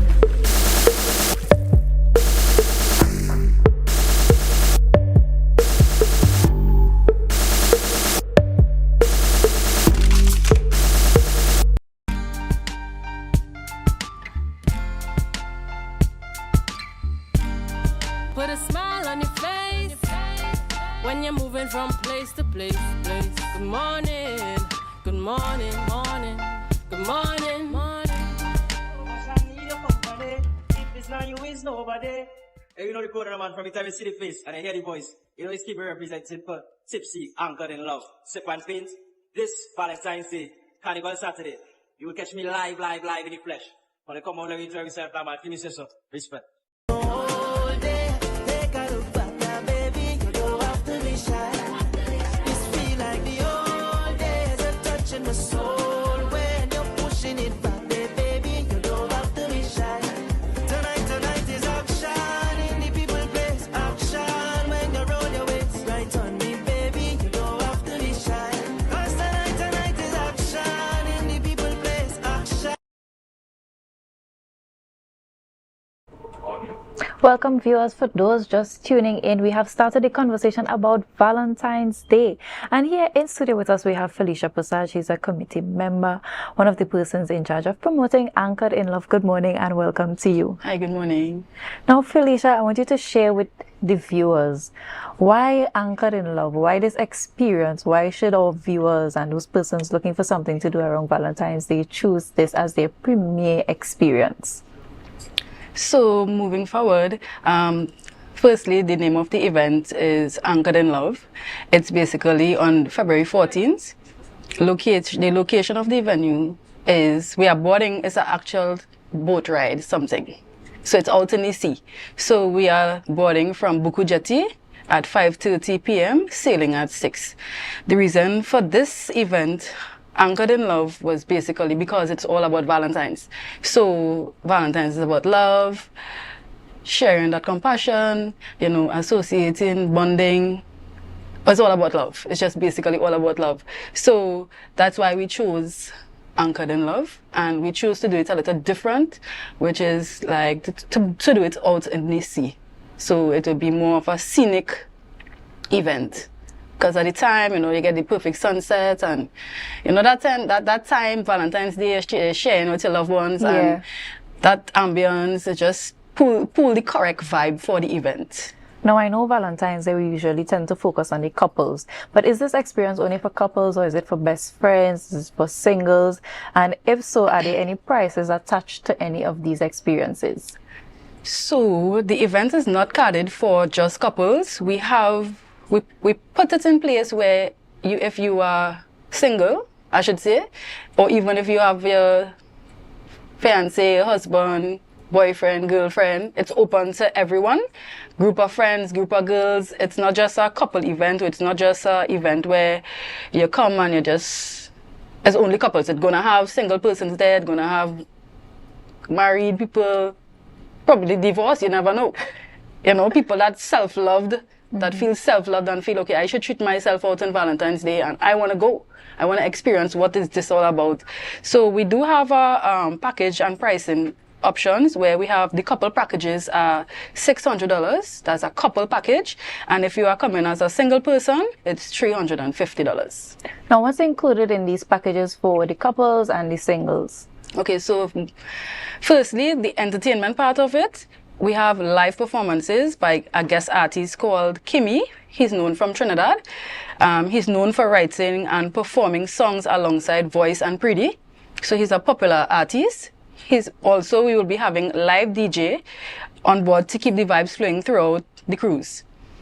Additionally to that, there's also food and drinks. So to break it down a little, we have finger food, which included, and then we have something as a complimentary wine on the entry. So you're getting a complimentary wine. As you enter, you get a complimentary wine courtesy Tobago wine tasting. The event basically is to bring your own bottle. So you purchase a ticket and you bring your own bottle. So you get a complimentary glass of wine when you enter, and throughout the rest of the sale, you have your own bottle to sip and move around and entertain and stuff like that. Now, why did you choose Kimmy as the sole person for your live entertainment? What about him brings this entire experience together? Okay, so firstly, Kimmy is he have a lot of songs that fit in for the event. He's a very soft artist. He's not one of the loud, you know, he's a very more soft. He from looking at his videos, we noticed that he engaged the crowd. He have a way that he engages the crowd. So that's what we want. We want him to, to gather, associate, mix up, interact. And so far we see that in him. And he just have the main songs. Some of the songs that we kind of looking for. The more slow kind, the mellow kind, that kind of way. So yeah, basically that's why we chose him. Some of the reason why we chose him. Now, how can persons RSVP for this event before it is sold out? Okay, so we have a physical ticket option. You can also contact any committee member for tickets. All the information and tickets and information and updates available across all our platforms, which is on Facebook, that is at TIPS-SY. I'll repeat it. That is TIPS-SY Tipsy on Facebook and Instagram. Now, finally, if guests are leaving this experience, what's one thing you want them to take away from this entire experience? The most romantic atmosphere, the most romantic everything, the most romantic sunset cruise vibes, and we want them to go away with a memorable one. Not a one that you will regret coming and say, gosh, it was boring. Not that. We're not looking for that. We're not here for that. We are here to make sure that everybody that spend their money, make sure they get their money's worth and that they enjoy the full boat ride experience. Now, Felicia, before we wrap up, I just want you to remind the viewers date, time, package prices, and what's included for them to be a part of this experience. Okay, so the name of the event is Valentine's Day. It's anchored in love. The date is Valentine's Day, which is February 14th. The location of the event, we are at Buku Jetty. That's where the I Love Buku sign is, right there. The boarding time is 5:30 p.m. Sailing time is 6 p.m. So we are asking that persons assemble for 5:30. Nothing later, because we want to make sure we don't leave back anybody and we want to sail on time to come back on time. And the package pricings are couple prices. The couple packages are $600 and the single tickets are $350. Felicia, I want to thank you so much for coming on to promote Anchored in Love, the Valentine's Day edition of the Tipsy Sip and Paint. I want to thank you so much for coming and sharing with us, and we wish you a successful event. Now, viewers, we're heading into another live traffic report here at Tobago Updates Television before we wrap up this morning.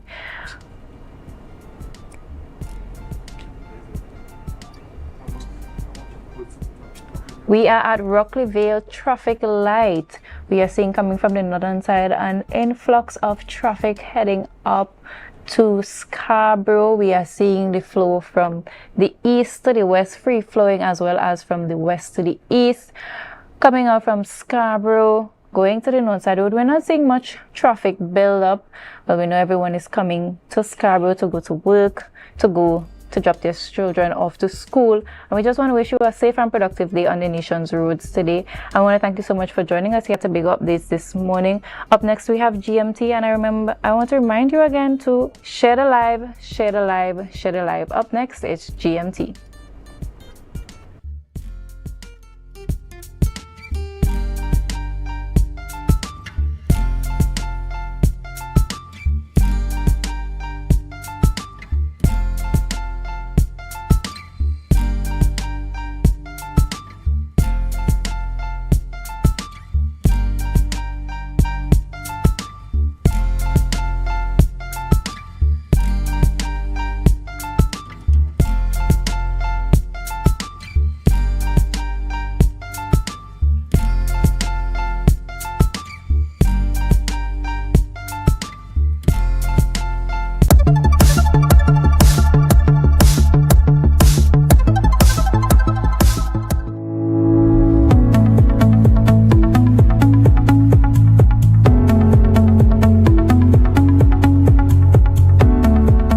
Today we are proud to officially open the Roxbury Policy Club Computer Room, a space that represents growth, opportunity, and our commitment to empowering our community through education and technology. Today's initiative that is once again being supported by the Digicel Foundation is indeed a record-breaking success. Not everybody can be able to buy a computer. And even though they buy a computer, some of them don't have internet. And there will be a space, a safe space, where they can come and do their homework and to be able to do their SBAs and to be able to ensure that they have a starting chance in life. At Tobago, we often speak about Panyard model. A Panyard is not just where music is played, it's where discipline is learned, talent is shaped, teamwork is built, and young people is guided in a safe space and positive environment. This exactly is what Technology and Education Center represent. Just as a Panyard brings young people together around steel pan, this center brings them together around technology to learn, to explore, and to prepare for the future. I am truly thrilled to be here with you today as we celebrate the opening of another Technology in Education Center, the 4th Thai Center in Tobago. Through this program, we aim to bridge the digital divide by expanding access to technology and the internet in communities that need it most. And with the invaluable partnership of Tobago, we have been able to go a step further, embedding technology within Panyards.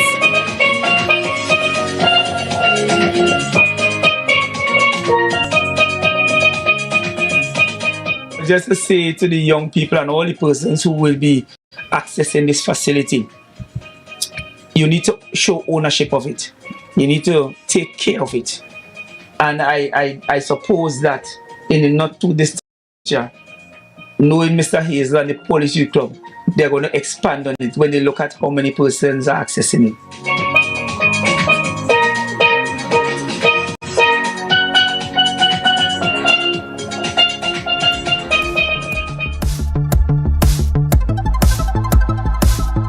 That was a production of the Department of Information, Office of the Chief Secretary, Tobago House of Assembly.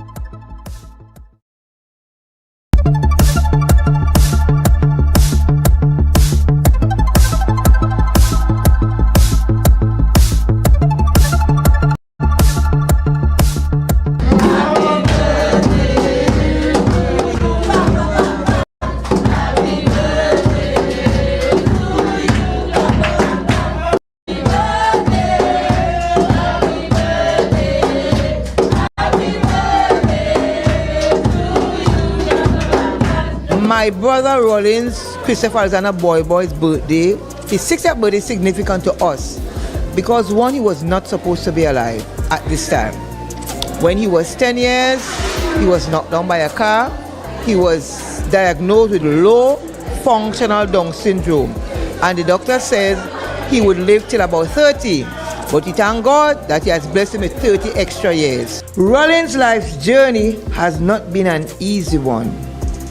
He endured misunderstanding, exclusion, and hardship in a very time where special needs children were not recognized. Yet, through it all, Rollins persevered. Despite these challenges, he grew into a gentle, joyful, music-loving, community-embraced soul. From playing the scratcher with the Mellow Harp Steel Orchestra, to faithfully attending church, to dancing freely at every celebration, Rollins has taught us the true meaning of resilience, joy, and unconditional love. The first day that I came, I was searching actually, am I in the right place? And I wondered, whether Boy heard my plea. He came to me. It was the first time that I was meeting him. And he said, "You all right?" In truth and in fact, I was a bit shaky. I said, "Yes." But that question, I think, it placed me in a zone of comfort. when he hugged me and he said again, "You're sure?" And this, you know, they have a way they would put their hands here to see if you have a temperature. Sorry, he did that. And I think that confirmed my comfort. I said, yes, here is my place. This is a big milestone for him because, as you know, as he is here, and today this is a big experience because usually they don't live this long. As we've heard, it takes a lot of hard work, and for him to be able to still be alive and still, this is a lot of work, a lot of love from the school. We've been around him, rallying around him and teaching him, and we want him to live for as long as he can. We want to create an environment where persons with disabilities can live independently, participate fully in society, and access high quality inclusive care in Tobago. Mr. Rollins is a clear example of what long-term care, love and support from family, community and state look like. Alright, Mr. Alexander King Boy, happy 60th birthday. Wishing you the very best. God bless and cheers.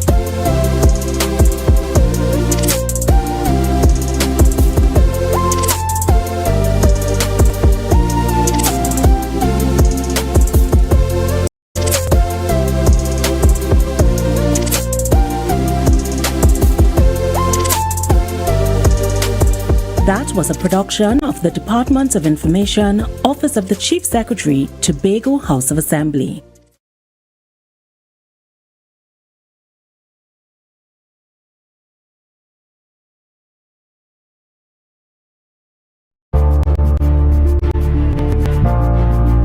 You're viewing Tobago Updates Television, your exclusive gateway to Tobago, broadcasting the beauty of this island paradise to the world.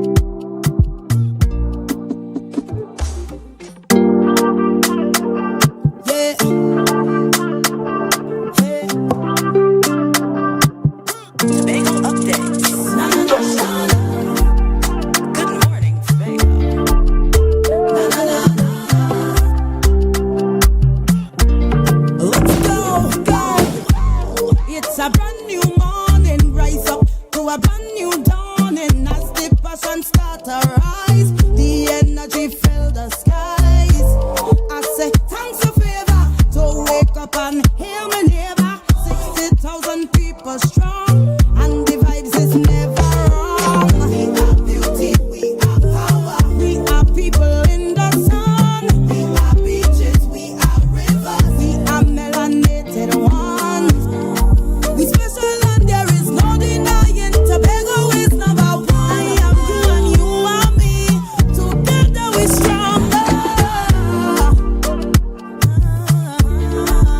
morning, and welcome back to Good Morning Tobago right here on Tobago Updates. I am your host, Chanel Felix.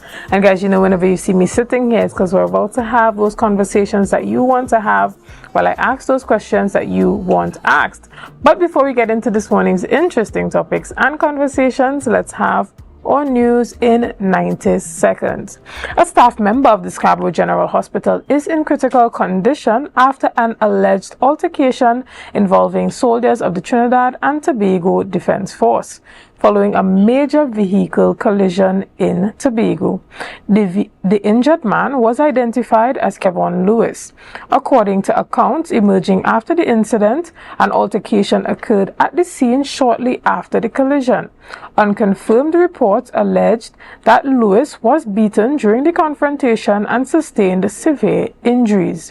He remains hospitalized at the Scarborough General Hospital, where medical personnel are closely monitoring his condition. There has been reports that the soldiers involved were subsequently taken to their base at Camp Signan Hill. However, these details have not yet been officially confirmed. Additionally, the Port Authority of Trinidad and Tobago has announced the return of the passenger and vehicle vessel the Bucko Reef to the Inter-Island Sea Bridge. February 19, 2026, the vessel returned, significantly increasing capacity to the route. The Bucko Reef can accommodate approximately 948 passengers and 160 vehicles, while it operates alongside the APT James and Galleon Passage. The cargo barge continues to transport essential freight to Tobago. And finally, the yellow level hazardous seas alert is now in effect for northern exposure coastline of Trinidad and Tobago, including north-facing areas of the Gulf of Paria to a lesser extent. The alert begins at 11 p.m. on Monday, February 19, 2026, and remains in effect until 9 a.m. on Thursday, February 12, 2026. According to the officials, a low pressure system in the northern Atlantic is generating high energy long period northerly sweeps, which are expected to produce large and battering waves along nearshore northern coastal areas. These conditions may be worsened during high tides. And that was on news in 90 seconds. Ladies and gentlemen, we go straight to our traffic report.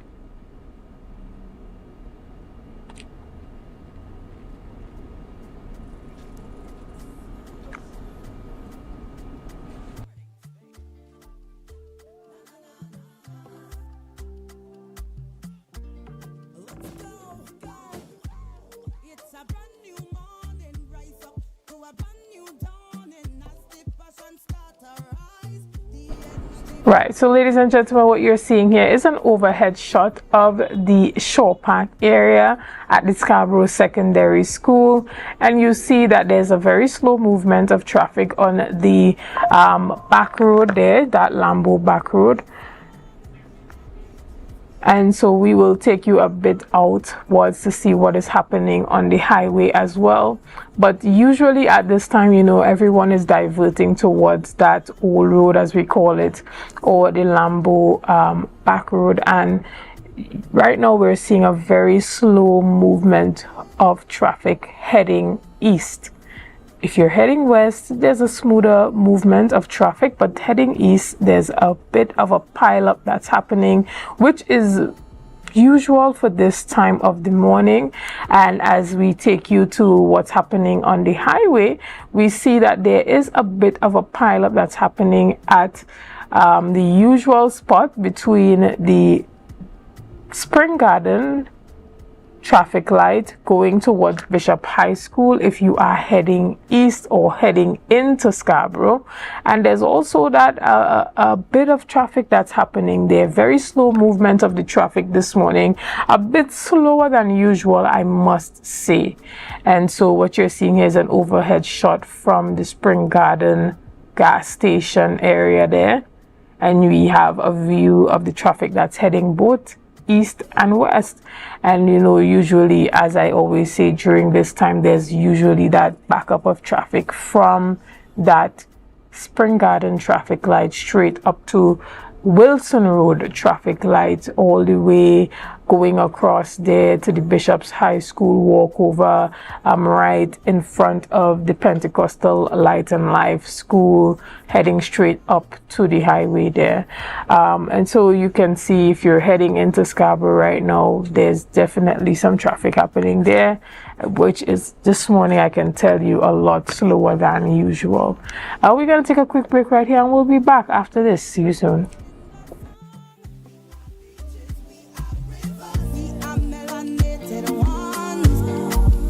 Are you in a dispute with a registered investment service provider of the TTSEC? Or maybe you're the victim of an investment scam? You can lodge a complaint or submit an anonymous tip to the Trinidad and Tobago Securities and Exchange Commission. Download our Investor Protection app or go to ttsec.org.tt to access our complaint form or submit an anonymous tip. Write a clear summary of your complaint. Submit copies of supporting documents along with the originals for verification. Provide a copy of the feedback received from the entity regarding your complaint. All investor complaints or scam reports submitted by the public are acknowledged and reviewed by the TTSEC. Investigations are pursued based on the outcome of the review. Trinidad and Tobago Securities and Exchange Commission, protecting the interests of investors and the public. You invest, we protect. Everyone benefits.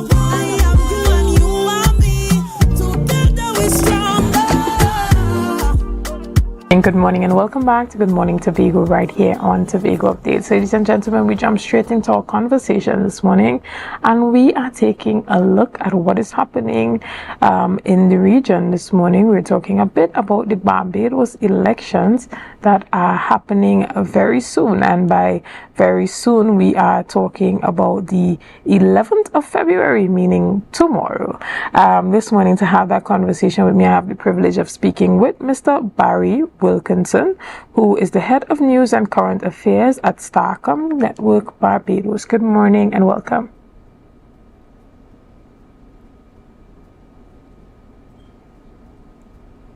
I am having a bit of a technical difficulty hearing you there, but I hope that you can hear me this morning. Can you unmute your mic and try and see if that works?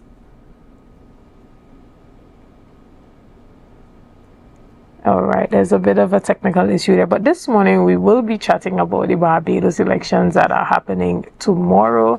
And as you know, it is the Barbados Labour Party versus the Democratic Labour Party, and Prime Minister Mia Mottley leads the Barbados Labour Party. Good morning. Can you hear me? I want to check to see if I can hear you now, Mr. Wilkinson. Are you still there? We are still having a bit of audio issue there. Maybe you can try to join us in again. But as I was saying, Prime Minister Mia Mottley does lead the Barbados Labour Party, and in the previous election in 2022, they would have secured victory 30-0, similar to what we saw happening here in Tobago with that 15-0 situation. And so we are going to chat a bit about that and, just talk about what can be expected tomorrow, what's happening on the ground in Barbados, what's the feelings like, are persons willing to stick with Prime Minister Mia Mottley? Are they willing to change, or are they willing to have some level of opposition happening at the parliamentary level? All this and more when we get back from our break. See you soon.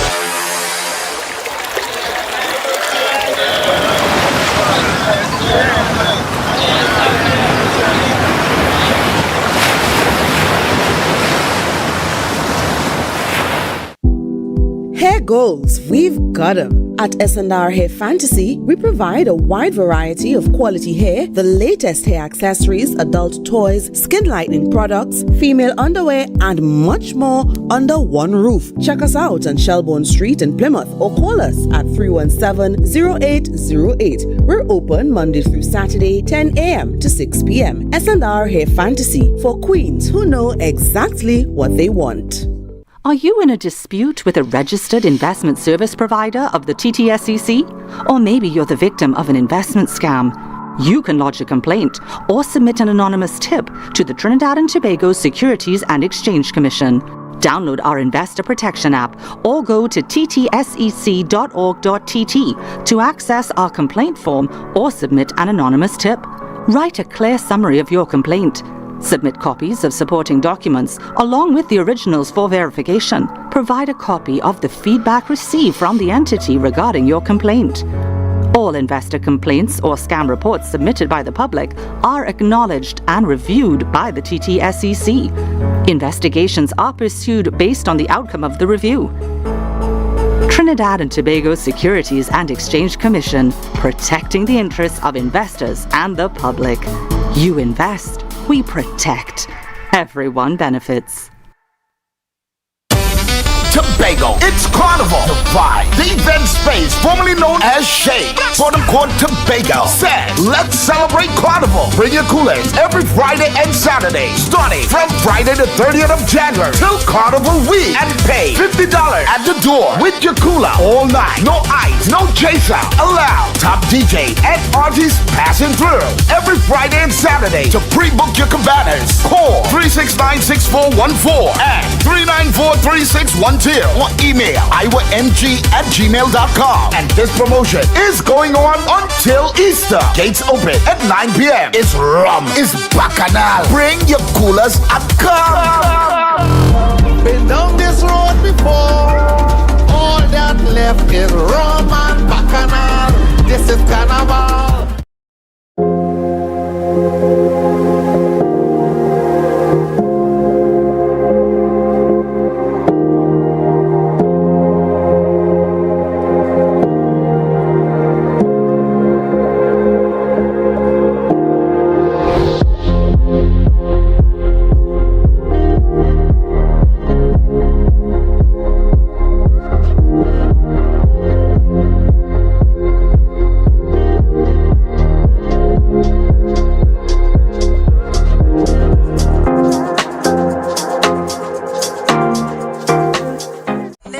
Every night and day, I want to wave, I want to wine, I want to party with you.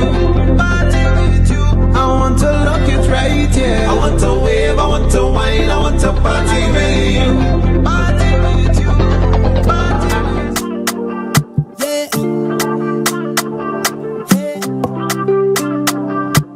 Tobago updates.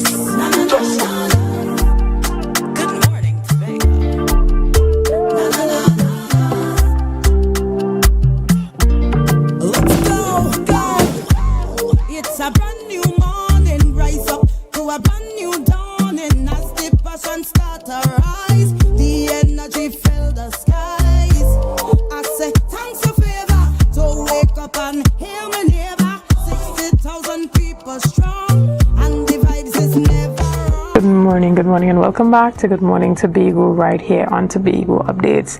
As I've been stating earlier, we are chatting all about what's happening in Barbados as it pertains to the Barbados elections that are happening tomorrow.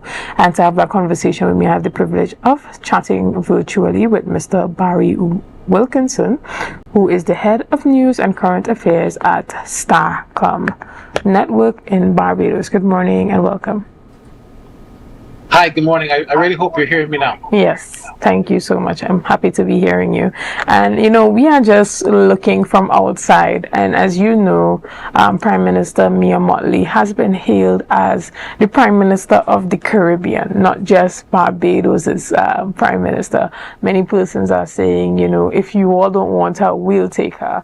Is that the same sentiment of the Bajans as they go into this election tomorrow?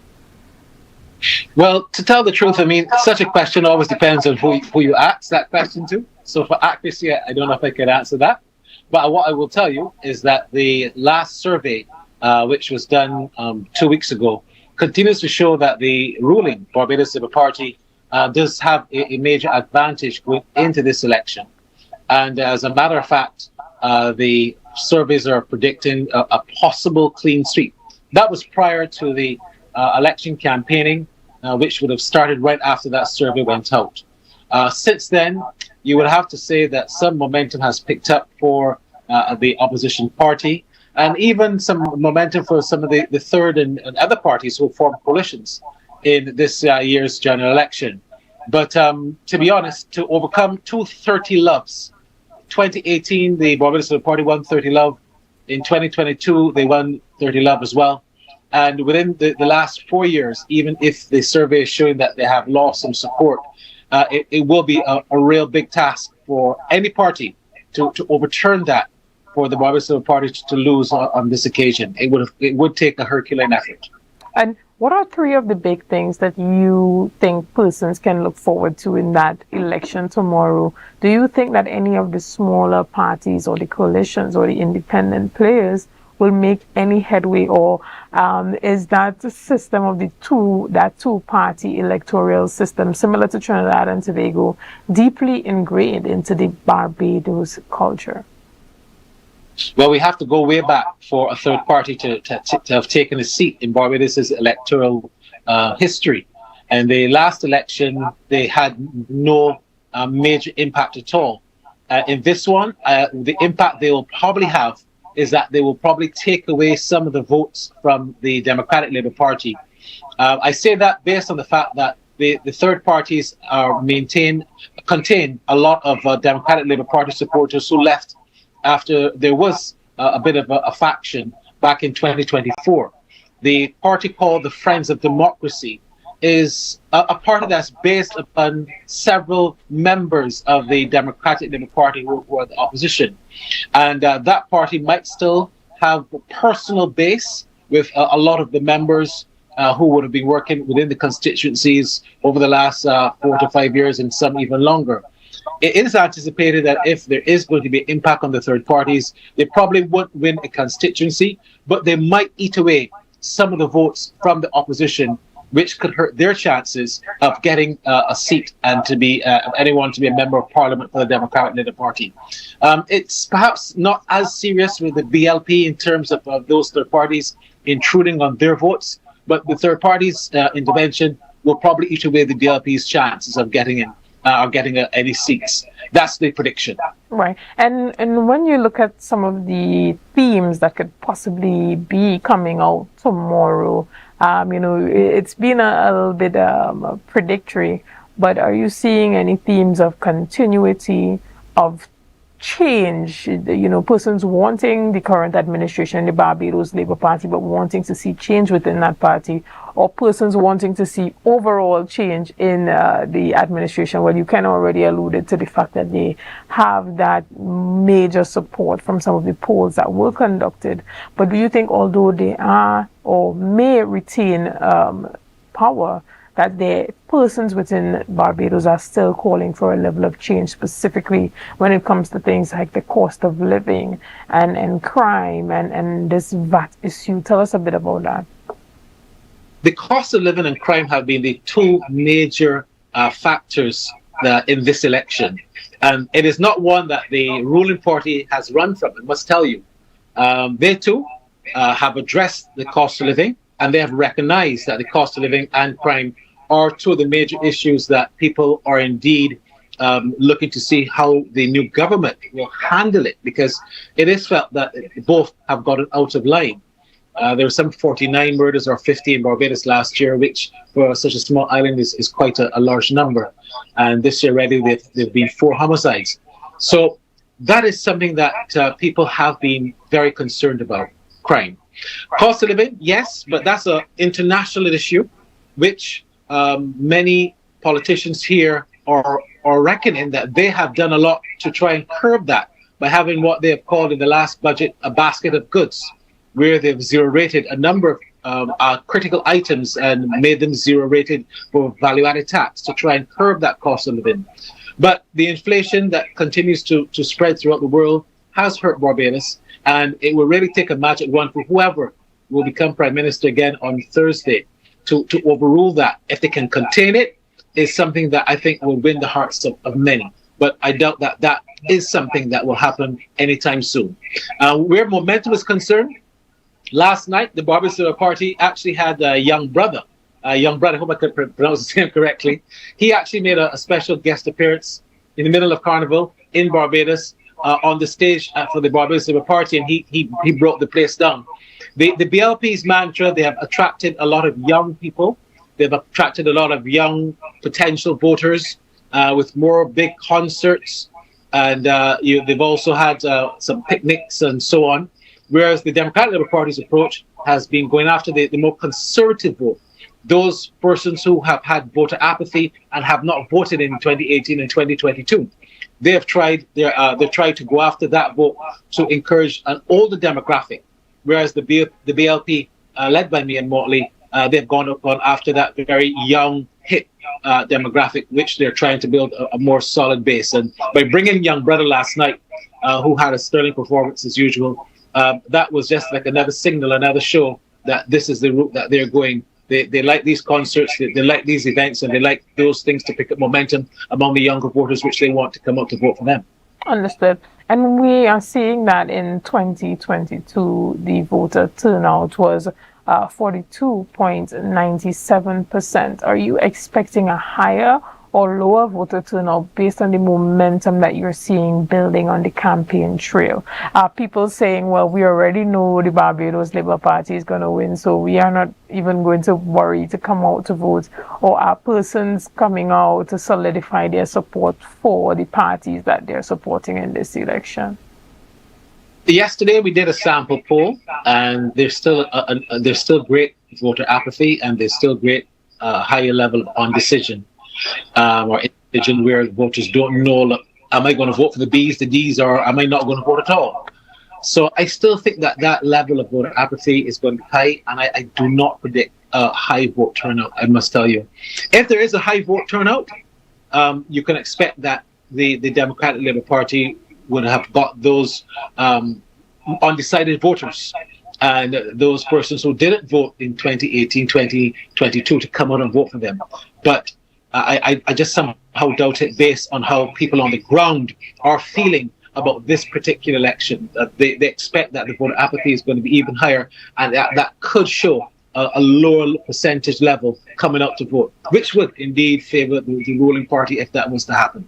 All right. And we have heard some speculation, some talk, some allegation from the opposing party, the Democratic Labour Party, about opposing the election list. Tell us a bit about that, and how has that impacted the mood or even the campaign season, as they have even threatened legal action? That has been the biggest talking point over the last fortnight. And the situation is simple. The Electoral and Boundaries Commission don't have the jurisdiction to stop an election, but they have the rights to get the election list validated. And it was felt by the opposition that that list was not regularized by the time elections were called. Therefore, the opposition leader, the Honourable Ralph Thorne, had asked the Prime Minister, or protested and said, look, we think that you should push back this election. Many observers felt that at that particular stage, he was asking the Prime Minister to get the EBC list correct, but he wasn't. He was simply saying, look, the EBC, they have not had enough time to properly get this list up to date, and therefore he felt under that jurisdiction, she had the powers to say, we will push back the election so they get the list correct. Over the last week, they have stated that the list is indeed finalized. I must tell you, I was off of that list as one of the over 8,000 persons who was taken off the list somehow. And I had to also go and fill out a form. I had to make sure that I was back on that list. And that voters list apparently is now finalized. But that was a big issue, that the EBC's voter list, several persons alive, some who of course are deceased were taken off, but some who they claim was out of the island for more than 5 years was taken off the list. And I was in that category, and I voted in 2022. So I found it quite strange that there were some irregularities on that EBC list. But they have declared that they have the list finalized. They have declared that there should be no issues where that final list is concerned. And as a result, we will have an election tomorrow. If there will be issues tomorrow, we have to wait and see if persons who they said are on the list don't get to vote. That will be a fresh issue. But the ABC are claiming that there are no issues now, even if things went right down to the wire. Right. And Mr. Wilkinson, we are hoping to possibly check back in with you on Thursday if you are not already fully booked up, just to get a sense of the atmosphere in Barbados post-election. We are wishing you all the best and hoping that there's a smooth, a safe election. Now, Barbados has this historic precedent of having, we will call it a 30-0. Twice in a row in their election. Do you see something like this possibly happening again? And what does this say for the message being sent to the government as it pertains to the confidence that persons have in them? And how does this still hold them at a high standard to maintain that accountability, transparency, and integrity, although there is no parliamentary opposition? There is a parliamentary opposition. There's actually the opposition leader, Ralph Thorne. He won in 2022, but he crossed the floor. So he crossed the floor to form and to join the Democratic Labour Party. So essentially, the Democratic Labour Party have not won a seat outright since 2013. So you're talking about 13 years that the Democratic Labour Party, or any other party for that matter, has not won a seat in Parliament by virtue of votes. So it does speak very heavily about the democracy in Barbados. But people have not been generally happy with all of what the Barbados Party has done, but they have been somewhat disenchanted by a lack of opposition or strong opposition. And I think that that's one of the reasons that we might have seen the result in 2022. Like I said, the polls are still showing that favorability is high, but the high voter apathy is what many people are more so worried about, because it tells you that while people have voted for the Barbados Labour Party, that those who are not voting are just generally dissatisfied or might be dissatisfied with how things are going, but their faith in the opposition is not as strong as it should be. So those are the worrying signs, and I will have to wait till tomorrow to analyze if that has increased, if that has improved, or if the status quo still remains. All right. And again, I hope to get to chat with you in some regard post-election. And again, I want to thank you so much for making the time to chat with us here on the island of Tobago, giving us some insight in what's happening over there in Barbados. Again, hoping that you have that free and fair and smooth election tomorrow. Thank you again. We're going to take a quick break right here, and we'll be back after this. See you soon.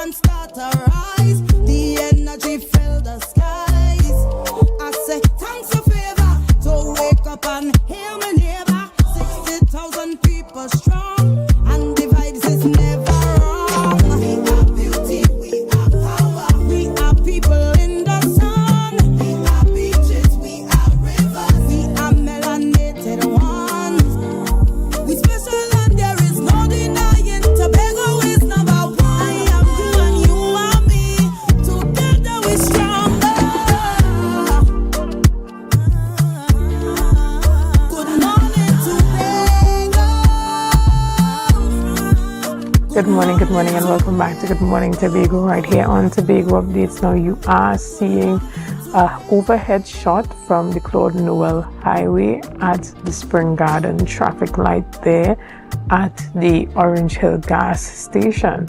And you're seeing the traffic that's heading both east and west. And as you know, usually at this time, there's a very slow movement of traffic toward the east or going towards the Scarborough direction. And so we're seeing here that there is a bit of a pileup that's happening right over Shaw Park going towards the Orange Hill gas station there at the traffic light, and the usual pileup that happens from the Bishop's Walk over going straight to the Wilson Road traffic light. And so if you are heading into Scarborough, you have a bit of a look into what's happening there on the highway. There's a bit of a slow movement of the traffic. It's moving nevertheless. If you are heading west, it's always a bit easier to get to your destination. And so you can see there that overhead shot of the highway. Ladies and gentlemen, this morning we are jumping straight into our conversations, and we are talking about R&B Beach, the event that is happening here in Tobago. And to have that conversation with me this morning, I have the privilege of chatting with Mr. Chris Chandler, who is the owner of 7 Degrees North and would be promoting this event. Good morning and welcome, Mr. Chandler. Hi, good morning.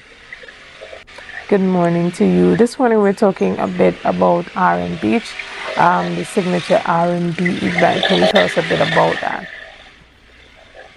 Yes, so it's going to be held next week, Friday, from 9 p.m. at the beautiful 763 restaurant and bar. A bit of a technical issue actually hearing your audio there. I'm not sure if you have your audio on or if our audience can hear and then I cannot hear, but from my end I am unable to hear that audio, so I'm going to give my producer the opportunity to get that sorted, and we'll tap back in with you. But this morning we are talking about R&B Beach that's happening Friday, February the 20th, and that's happening after the carnival. So when everybody heads to Tobago for that carnival cool down, we will be Beach. We'll be on the beach having that R&B celebration. We're going to take a quick break right here, and we'll fix that audio and be back with you very soon.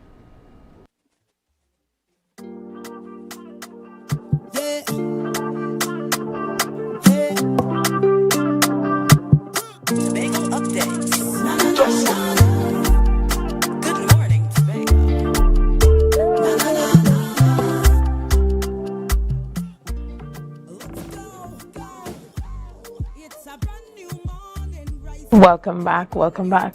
Again, we're talking about R&B Beach, the celebration, that beach party that's happening on February the 20th. And I am here joined by Mr. Chandler. Good morning. Hi, good morning. Can you hear me now? Unfortunately, I still Any better? am unable to hear your audio. Let me remove my...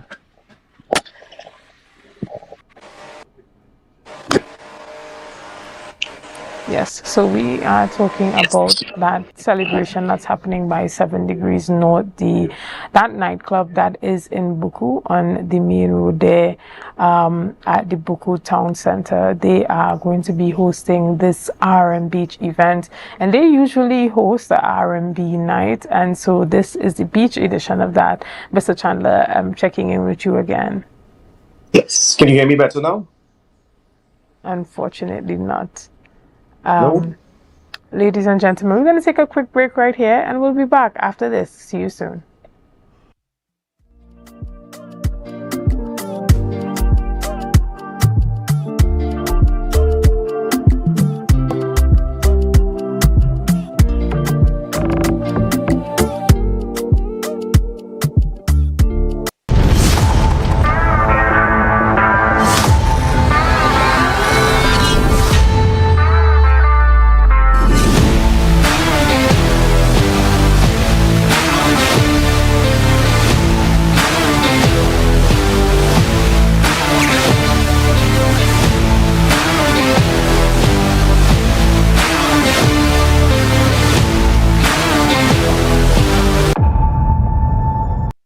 you in a dispute with a registered investment service provider of the TTSEC? Or maybe you're the victim of an investment scam.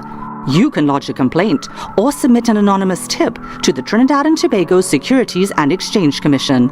Download our Investor Protection app or go to ttsec.org.tt to access our complaint form or submit an anonymous tip.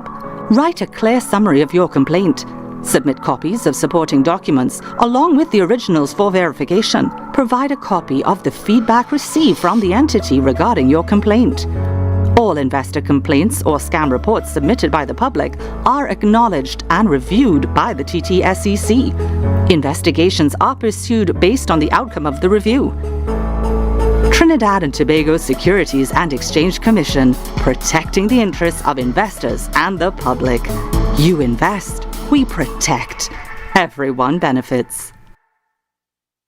You can now get whatever you need whenever you need it anywhere in Tobago with Tobago. Your meals, medication, groceries, and shopping all delivered directly to you. No more hassle, no more stress. Get the Tobago app today on Google Play or Apple App Store. That's TAPPOGO and let us deliver to you. Check our website at www.tapogo.app or call the experts at 494-TOGO and 484-4746. Tobago.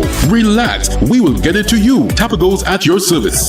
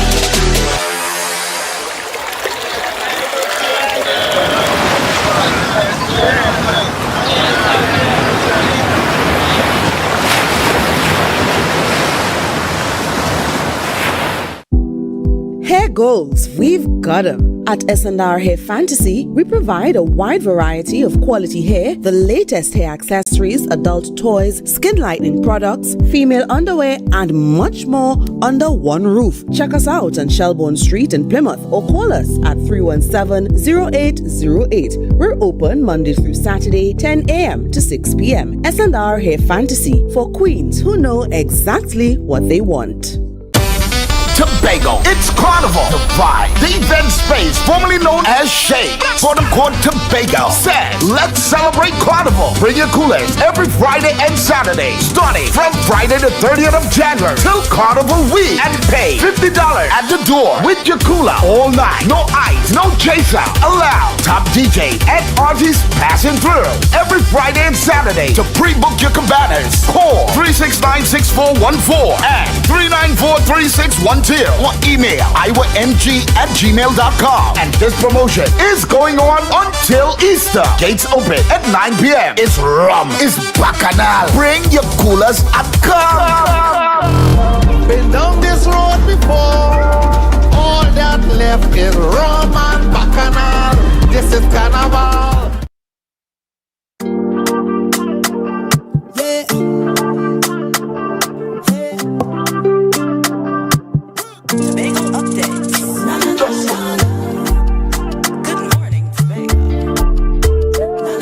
Good morning and welcome back to Good Morning Tobago right here on Tobago Updates, guys. We are still trying our best to connect with Mr. Chris Chandler. Good morning, Chris, and welcome.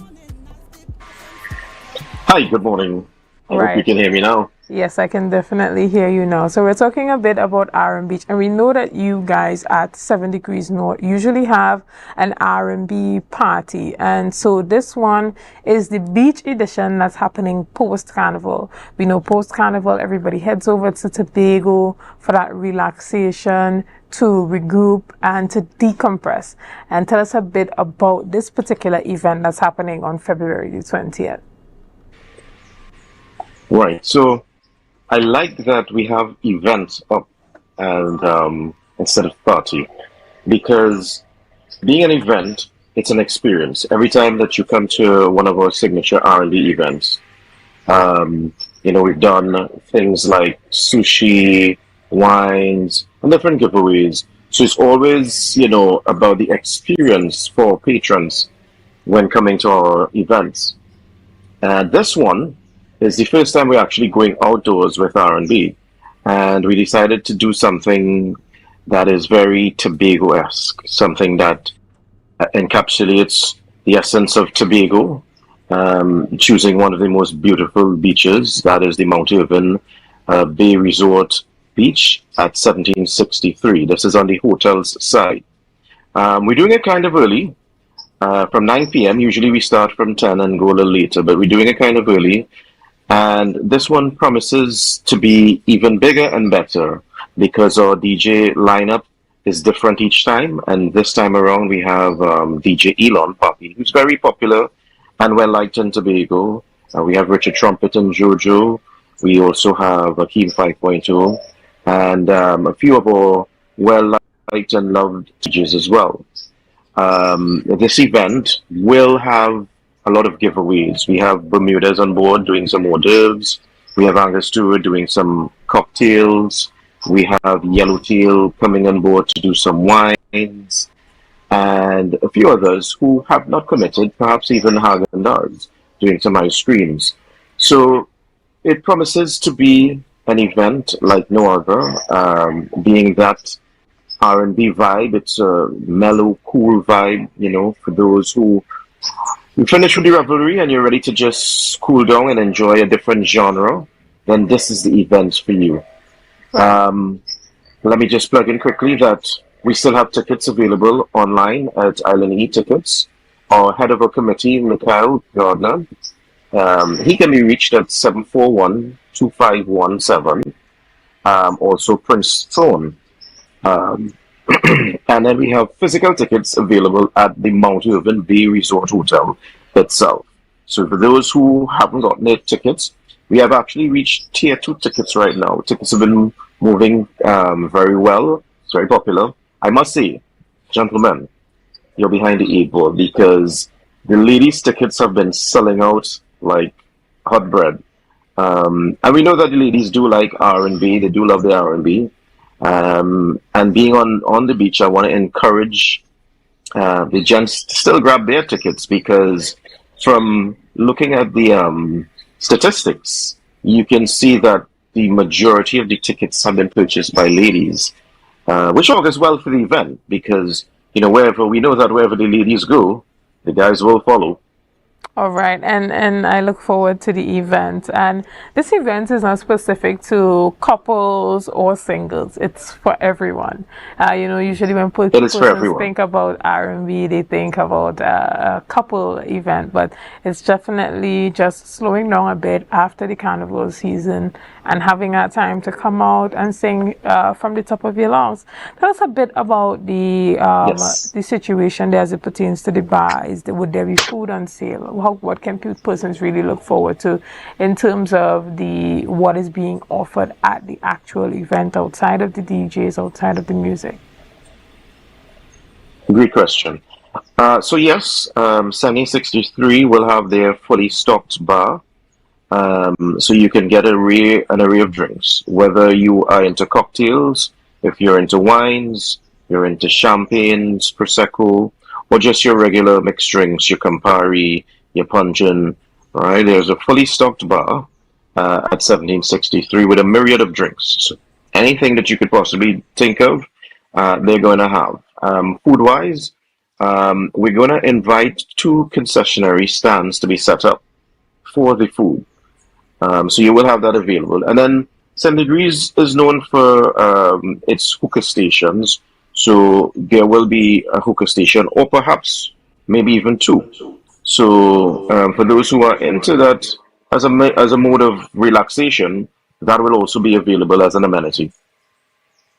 Well, we want to thank you so much for being here this morning, and we look forward to a very successful RM Beach event that's happening on the 20th of February at the Mount Irvin Beach. And we know that Settings is usually a prime location for this type of event. For the persons who have experienced anything like it before, you know that it's something that you definitely don't want to miss. And the event is starting